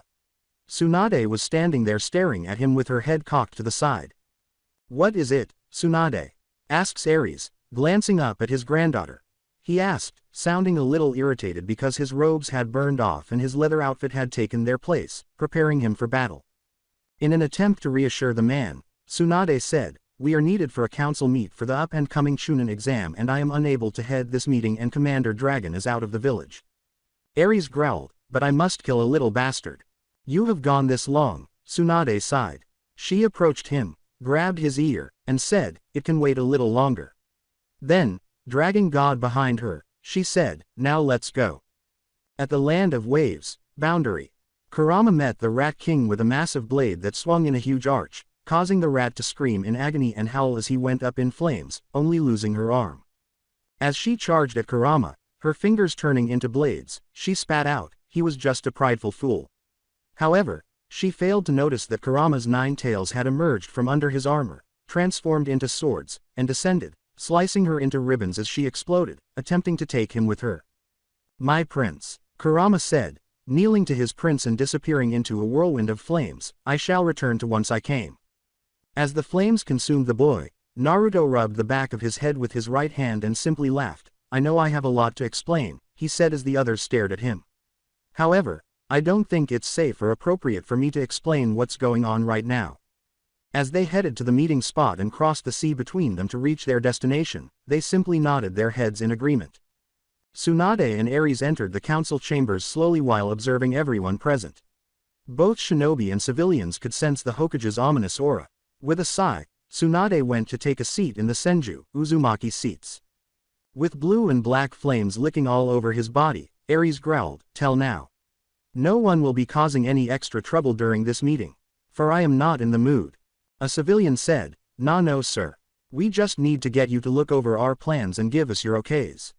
As well as the suggestions the shinobi side has for what times that should take part in the up-and-coming exams. He said with a trembling voice. As he made his way to his seat behind the circular desk, Ares said, good. His voice was irritated as he said, now let's get this over and done with. For I have other things I need to do. Shikaku Nara stood holding documents and said, "Yes, sir." He approached Aries and handed over the files, saying, "Here are the list of genin of the last 10 years that need or should be chunin." Aries raised an eyebrow at this. He demanded, glancing up at the Jonin commander, "Why to have this many genin?" Looking at the god of war in front of him, Shikaku honestly replied, "They have become to relax in their roles and with no wars in the past 6 years. Many haven't tried to move up from genin. This will not do. I want you to gather up all the genin that are 17 years and up. I am going to be testing them all personally," said Aries. Shikaku gave a nod. He nodded and turned back to his seat, saying, "I shall have Anbu gathering all of them after this meeting." Aries glared at the slothful man and said, "That is fine. If I am late, I do expect you to be there." Shikaku Nara sighed and replied, "Yes, sir." Aries demanded, "What else do I need to look at?" A woman with long pink hair said, "We have vendors applying to open stalls during the exams." Hokage-sama. Do you have the list of all the vendors that wish to be here in the village during the exams? Aries asked, glancing at the unidentified woman. The woman with pink hair approached his desk and gave him the file, saying, "Yes, Hokage-sama. I have it right here." She went back to her seat, and Aries nodded his head. Aries asks those in front of him, "Is there anything else?" He glanced at the others across the room with icy eyes. "We have gotten word that a mystery village from the land of tea. They wish to join the Chunin exams for the very first time.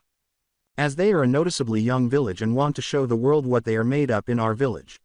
Tsunade is holding the scroll as she rolls her gaze. As well, the fence sitter is sending several times for the Chunin exams as well be showing up for the finals. Then A is sending several teams, and one of teams that will be in the village with have a Jonin that has a tail beast sealed within him as well as one of his students. She continued to examine the file. At this, Aries raised a black eyebrow. "So we will have 2 tail beast holders in my village?" he asks. Tsunade said, staring at him with annoyance, "Yes. Hokage-sama. Well, send that muscle-bound moron a message telling him that his brother and the student better be on good behavior while in our village walls," said Aries. "Yes, Hokage-sama, I'll have it sent off by tomorrow evening," Tsunade replied.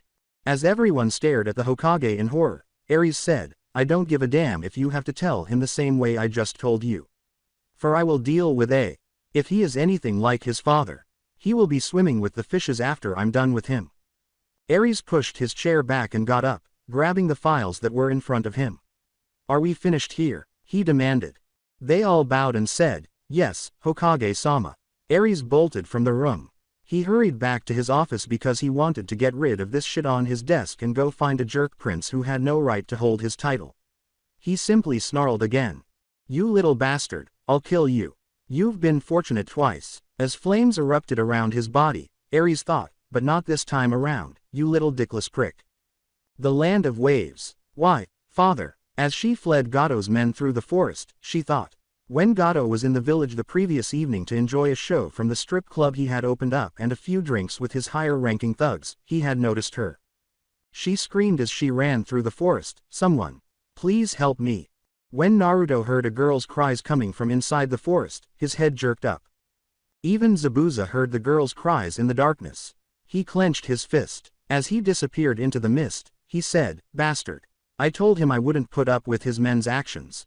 He was heading to us to attack the bridge builder." Naruto disappeared from the others in a whirl of flames. He was determined to complete his mission without letting anyone perish. He clenched his fist in search of the girl's voice. The fallen Earth Prince feels a chill go up his spine inside his secret base. He turns to face the man in the darkness. He got up from his stone throne and told the man, "We need to be a little more careful with how we processed from here on out.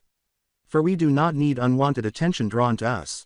He then left the room to find his generals for the next stage of his ambitious little plan.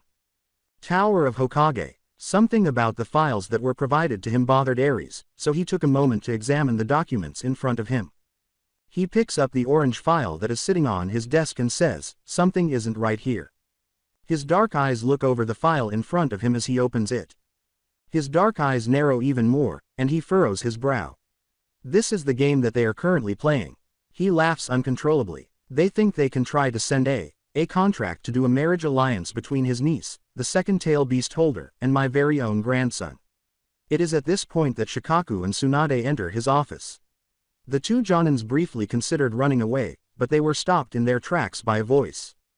Ares said, "You two stop right there." He dropped the orange file, picked up a brown file, scanned it, and let out another laugh. Tsunade raises an eyebrow at her great-grandfather. She frowns and asks, "What is going on, Gramps?" Shikaku glances at her out of the corner of his eye, wondering if it was a smart move for her to talk so openly to the most influential man in the village, if not the entire world.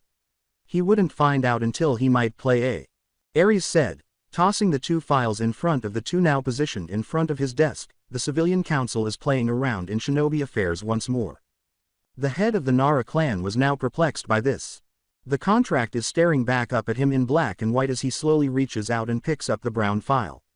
He raises an eyebrow and hands it to Tsunade, who is now examining the orange file and the contract he was previously looking at. In it, he finds another contract for the hand in marriage to the niece of the Raikage. A snort slips from his mouth. He asks, "Are you kidding me?" as he hands Tsunade the orange file, and she laughs at the foolish game the fools were playing. Tsunade slammed her fist on the ancient desk that had once belonged to her grandfather, saying, "You give them a chance to come back and just aid in the Chunin exams with setting up the festival and see how they repay you. Grandfather, something needs to be done about this and done about it now." Shikaku smirks and continues, "This will not go unknown, punished by the children once they return to the village." Tsunade and Ares were now staring at the slothful Jonin commander. He sighs. He looked at them like they were idiots and he was their babysitter, saying, "Let Naruto and the others see this and arm them with ammo for pranks and the boy can rain down hell down on them." They both have a sly smile on their faces. Ares said, "That is a wonderful idea, Shikaku." He was now content with the thought that was racing through his head. "I shall check out Naruto's supplies for his pranks and slip in a little note with names of those on the new minted civilian council members. As well, I will add a few other things to make those pranks a little more enjoyable for use as well." Tsunade grinned. All Shikaku can do is laugh at their antics. This is going to be troublesome. But I will inform Inoichi and the others in T&I as well as Commander Dragon not to have Ambu answer any calls from the civilian council once Naruto returns, for he will be enacting his revenge on those fools for the game they are trying to play on the boy. He said with a second sigh. Commander Dragon enters the office holding a file just as Ares is about to respond. He stops to observe what is happening in the office and who is there. His gaze shifts from beneath his mask to Shikaku, who appears exhausted and has a small smile on his lips. Then he sees Lord Hokage and Tsunade staring at him with devilish smiles. A smile that makes him think of a certain boy with blonde hair who is now a genin in the village he guards and whom he would have done everything in his power to keep safe when he was incredibly young. "What am I missing here?" Commander Dragon asked, glancing at them while fighting an internal battle to flee quickly. Just when Naruto and the others return home from the mission they are on. He and the others will be raining hell onto the village for what the reminted civilian council. Shikaku said with a harder sigh. Commander Dragon said, "I see. Then you will not enjoy these files I hold in my hands." He held up files in various colors, including blue and crimson, but only 4 of them were more noticeable than the 3 in that office. The files of copper, silver, and gold. As his head struck his desk and he realized he was going to kill someone, Ares sighed and said, "This isn't going well." The land of waves. Zabuza turns to face Haku. "We are going to take care of those bastards and then we will take care of that bridge builder. For now it isn't the time. As well, I need to come up with another plan as those kids are strange." He informs the user of ice. As they both disappeared from the genin who had just sensed their presence nearby, Haku formed an ice mirror and said, "As you wish, Zabuza-sama." Looking at the dense tree line, Naruto remarked, "It appears our stalkers have left us for something more interesting." The others either nodded in agreement or gave him a shocked look. Dragon asked Ares, "So you are telling me that those fools are going to be on Naruto and the others' shit list?" Ares smiles. With a devilish smile, he said to Commander Dragon, "Yes. So please make sure all your Anbu will not answer their calls. And if they do, they will deal with their Hokage's anger.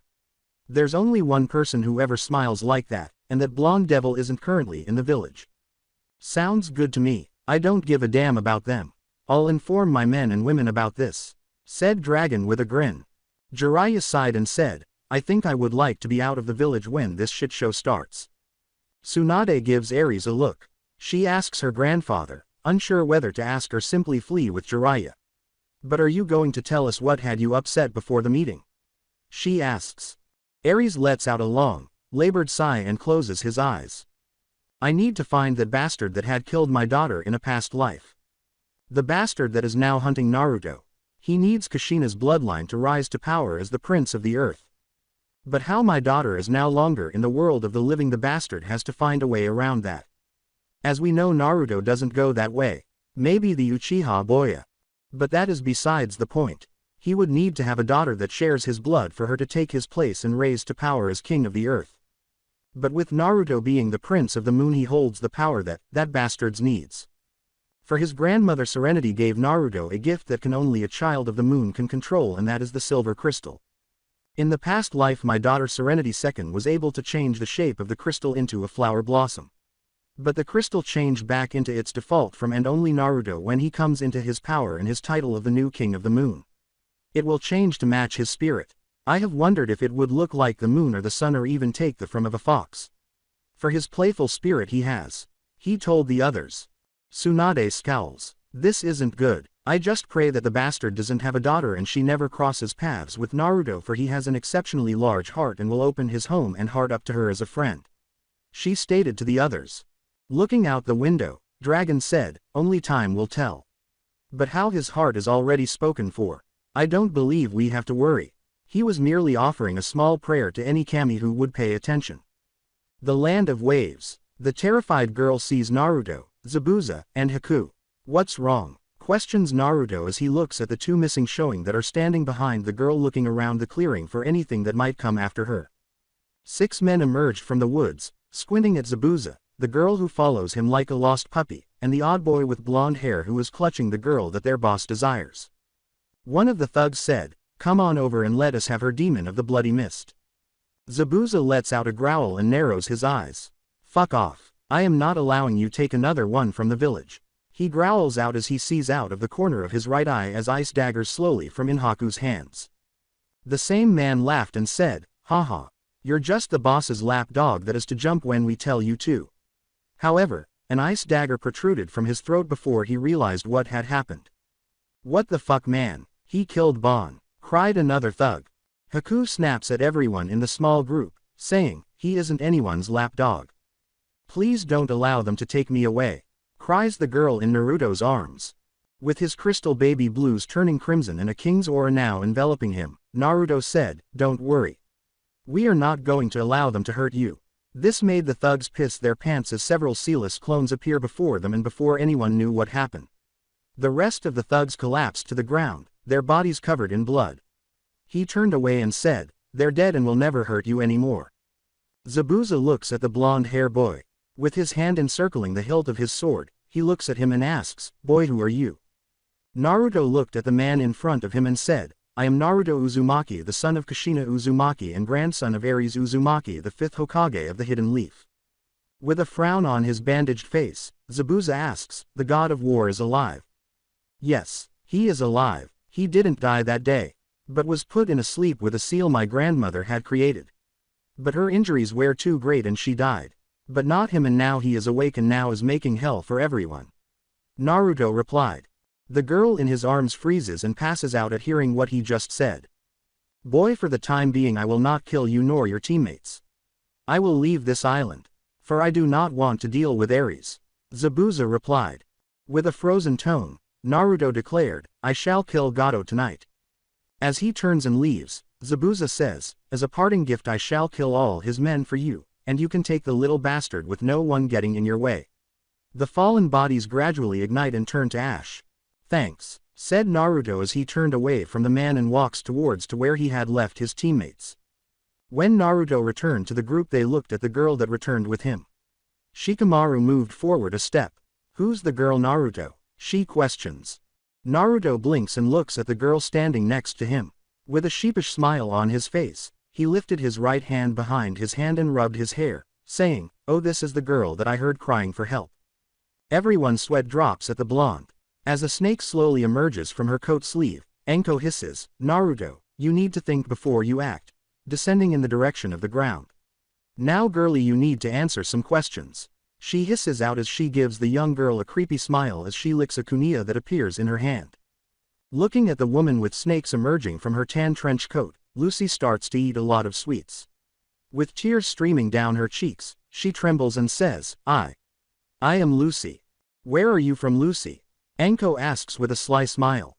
Thea, the land of Reina, Lucy said, remaining terrified. Anko arches a brow as she looks over and Ibiki who looks over at Anko. Ibiki takes the lead. He asked her, tell me girl, is Slamander still in command of the land of rain? No, Sira, my father is but has a man in his place running things. Pian is the one that is the face of the land of rain. Lucy informs him. Questions concerning Ibiki, such as, who is your father? Lucy averts her gaze from him. With her head lowered and even more fear in her voice, she tells him, I am not allowed to say. With a raised raven eyebrow, Shimarku asks, why not? Lucy tells the snake mistress of the hidden leaf, for I do not know his name. For when someone speaks it, I don't hear anything. They must use a genjutsu around them while speaking to the Lord of the Rain. Said Naruto looking at the others as they nodded their heads. Ino looks at the girl and asks, what about her mother? Lucy raises her gaze. She informed them, her name was Beryl. When Naruto heard this, his eyes widened a little. Only one woman harbored romantic feelings for that jerk. As she gazed at the girl, he thought, so he must be her father. Why are you not with your mother because she is the lady of the land of rain? He asks her. Lucy averts her gaze. She went missing several years back. After she had failed some mission for my father. She spoke quietly.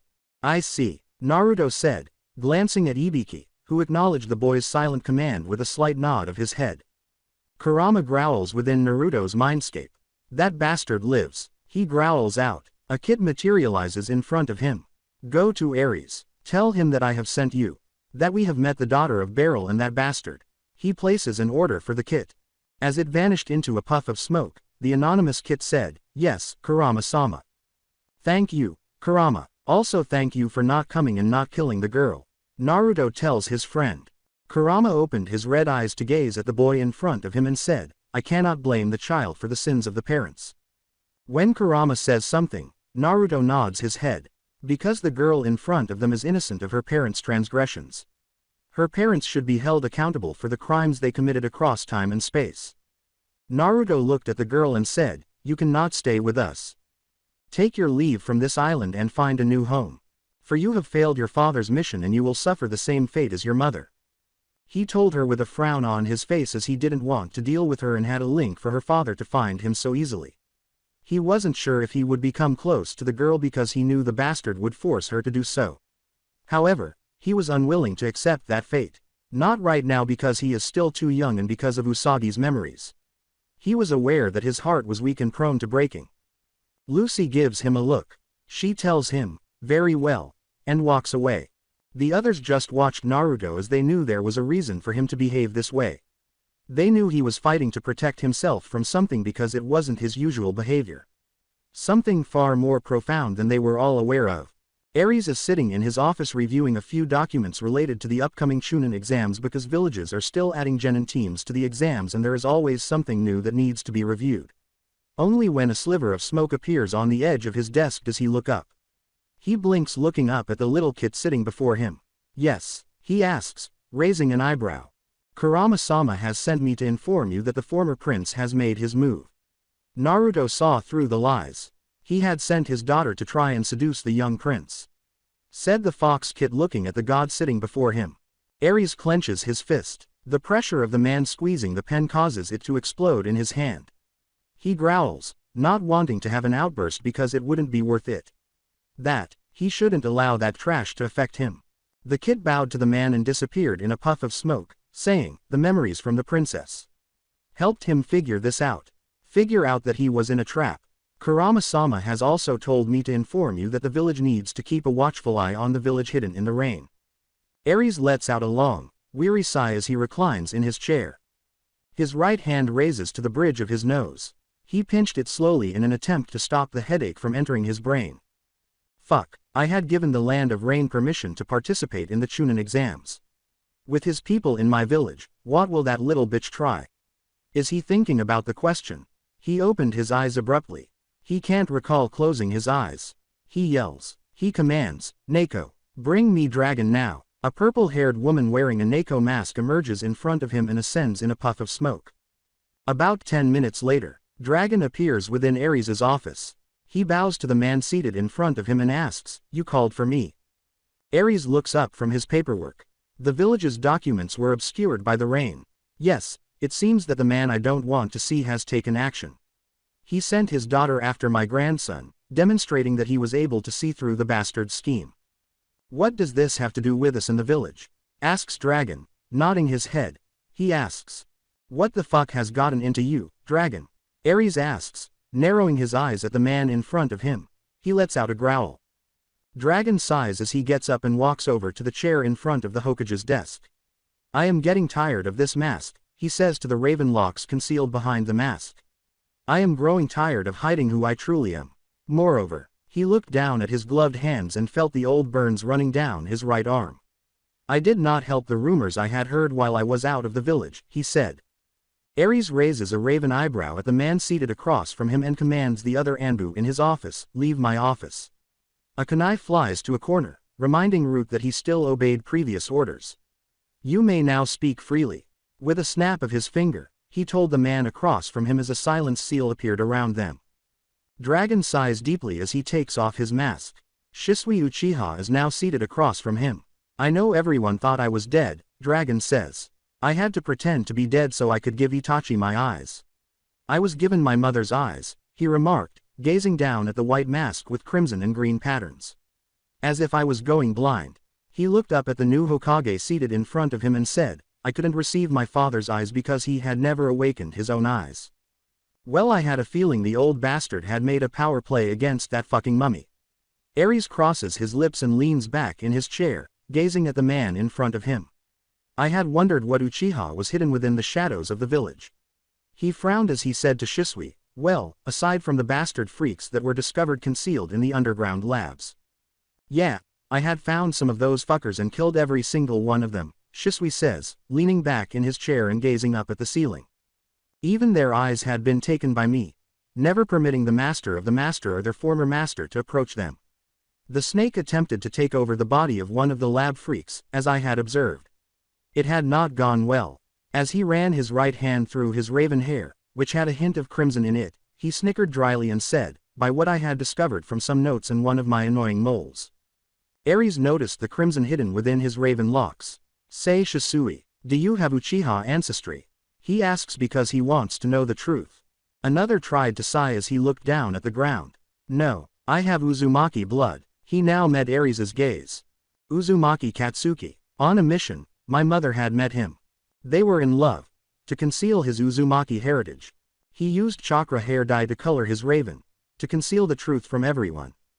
The clan simply referred to him as Katsuki, without a family name. He said that when he was a child, bandits killed his family. In actuality, he was one of the kids your late wife had rescued. When they brought all the women, children, and injured to Konoha, he was still concealed in the cave. So the elders allowed them to get married and take the Uchiha last name," he remarked, letting out another sigh as he explained that he needed a long vacation to escape from all the jerks who don't understand personal time. Shisui frowned once more and said, "So he was the child that I had heard from one of the dying injured men say my wife stood before a man with a strange bloodline. What lineage existed?" Ares wanted to know who had killed his wife, so he asked these questions. Crimson eyes snap open as a star Toma appears in his eyes, and Shisui tilts his head to the side, thinking about what his father told him. He closes his eyes, trying to recall what his father told him about his early years before Uzu fell, and how the goddess who had died saved his life, a life that at the time she could have ignored, and saved herself from the man standing before her. Well, the man had long bluish silver hair, crystal blue eyes, Shisui says, closing his eyes. According to my father, he was dressed in an odd bluish-gray outfit that included a white cape with blue stones adorning the shoulders. As he struck her with it, a strange black lightning flashed from his hands. Then, according to my father, someone else showed up beside him. He could not tell if it was a woman or a man. They had green eyes and long blonde hair pulled back in a ponytail. As they watched the other man attack the goddess in her weakened state, they just laughed while floating in midair. They hadn't seen him, he added, because those who had witnessed them had been killed. Some of those had fainted.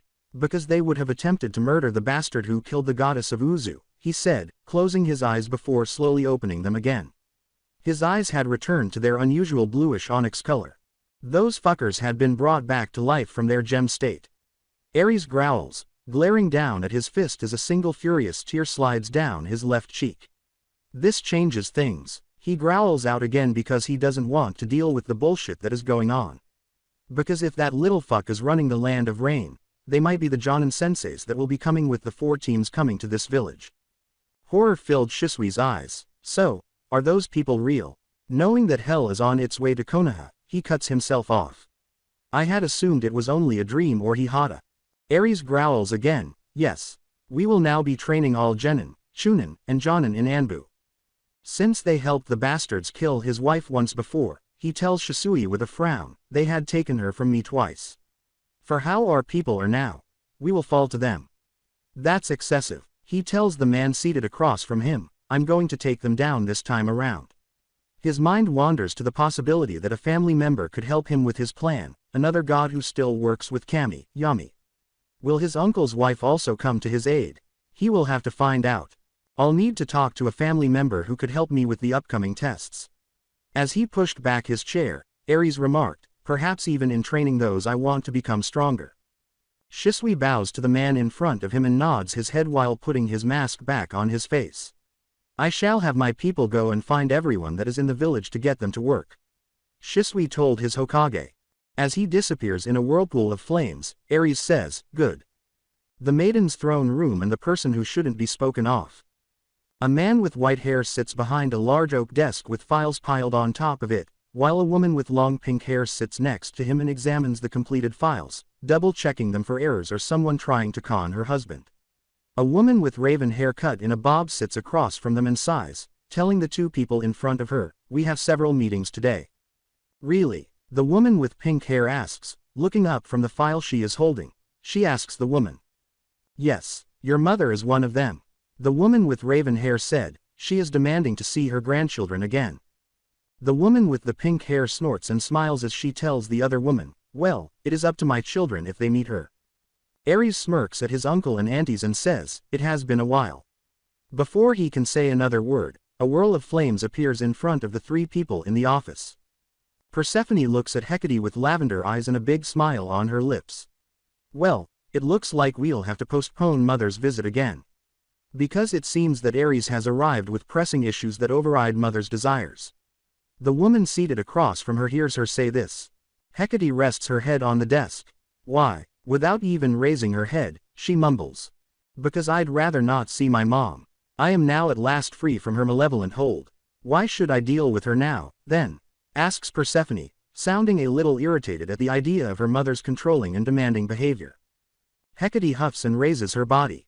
Her midnight blue eyes attempt to pierce Persephone's skull with flames. There will be a day, I shall throw you to the wolves. She tells her in a frustrated tone. Ares gives his uncle a furrowed brow. Demeter is still demanding Aunt Persephone to spend 6 months with her. The man sitting in front of him is questioned by him. The man lets out a deep sigh. Yes, she has insisted that our kids spend that time with her now for the past century. Hades informs him. Ares gives a headshake. I apologize. Demeter must comprehend that she shouldn't demand or imprison her daughter's life. He informs his uncle.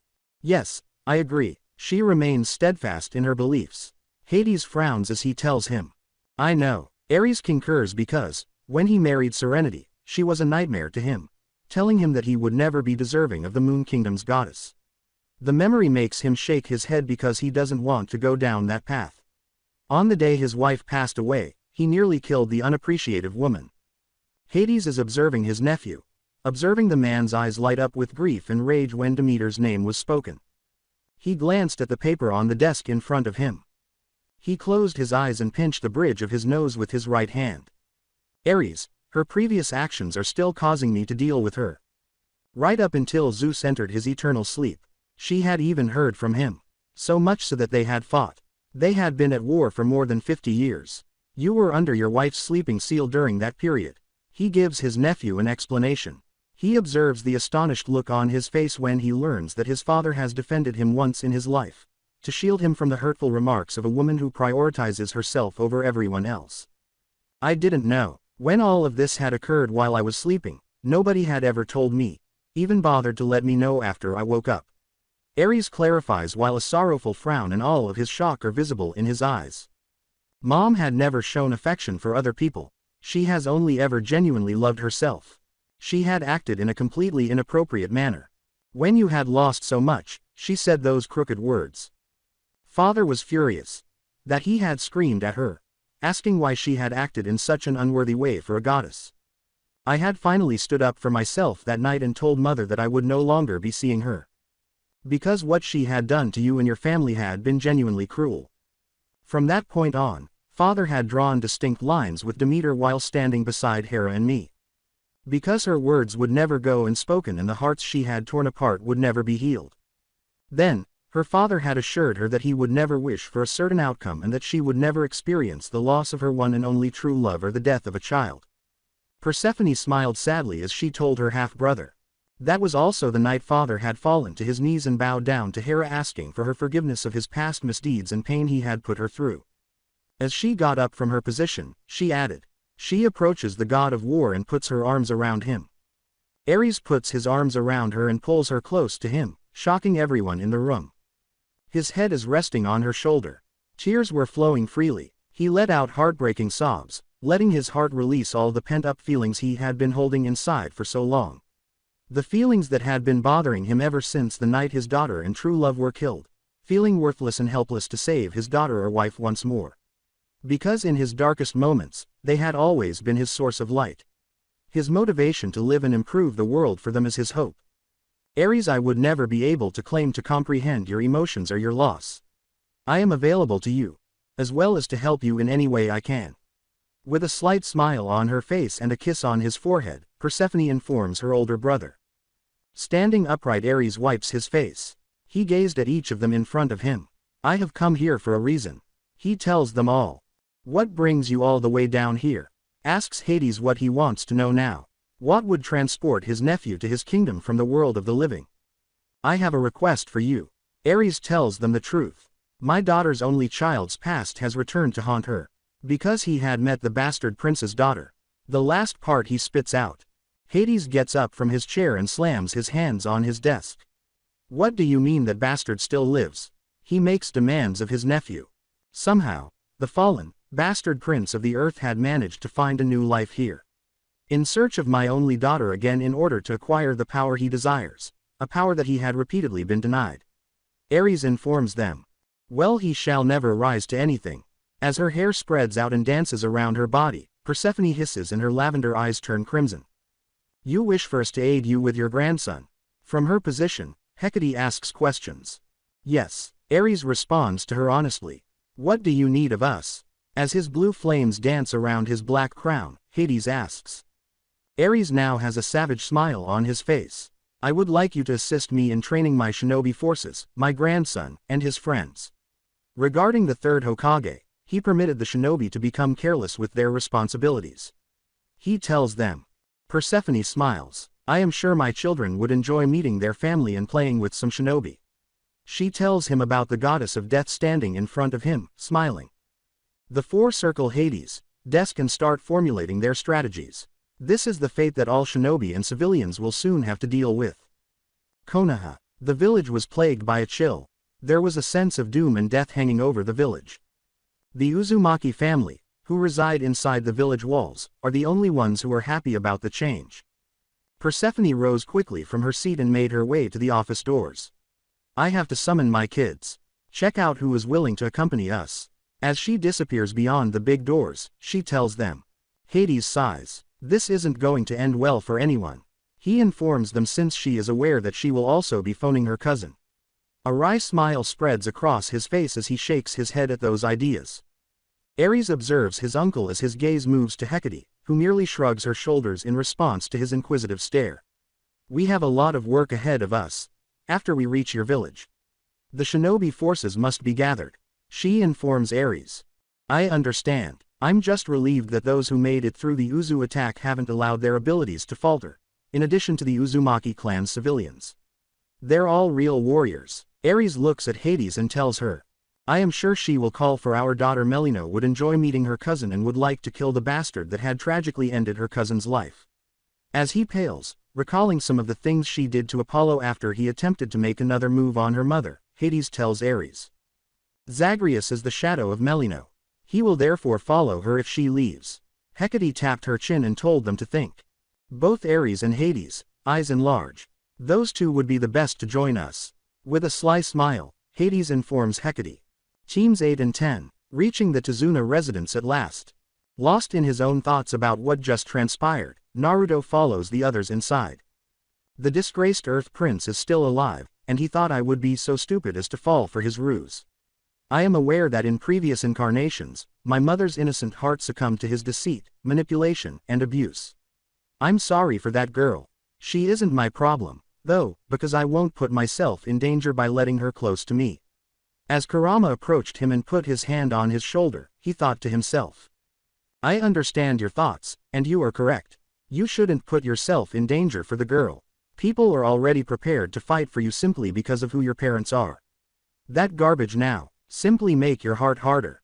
Because your girlfriend will be the one to help you think things through. With a sorrowful tone, Kurama informs him. He nodded his head. I concur. He tells Kurama while wearing a dejected smile. We are here on a mission. We must organize our strategy for eliminating Gato. Observing all the genin on this mission, Ibiki raises his voice. As they all stare at his soldiers, prepared for anything, he smirks. I will continue the series in next part. Till then, we weeb offline.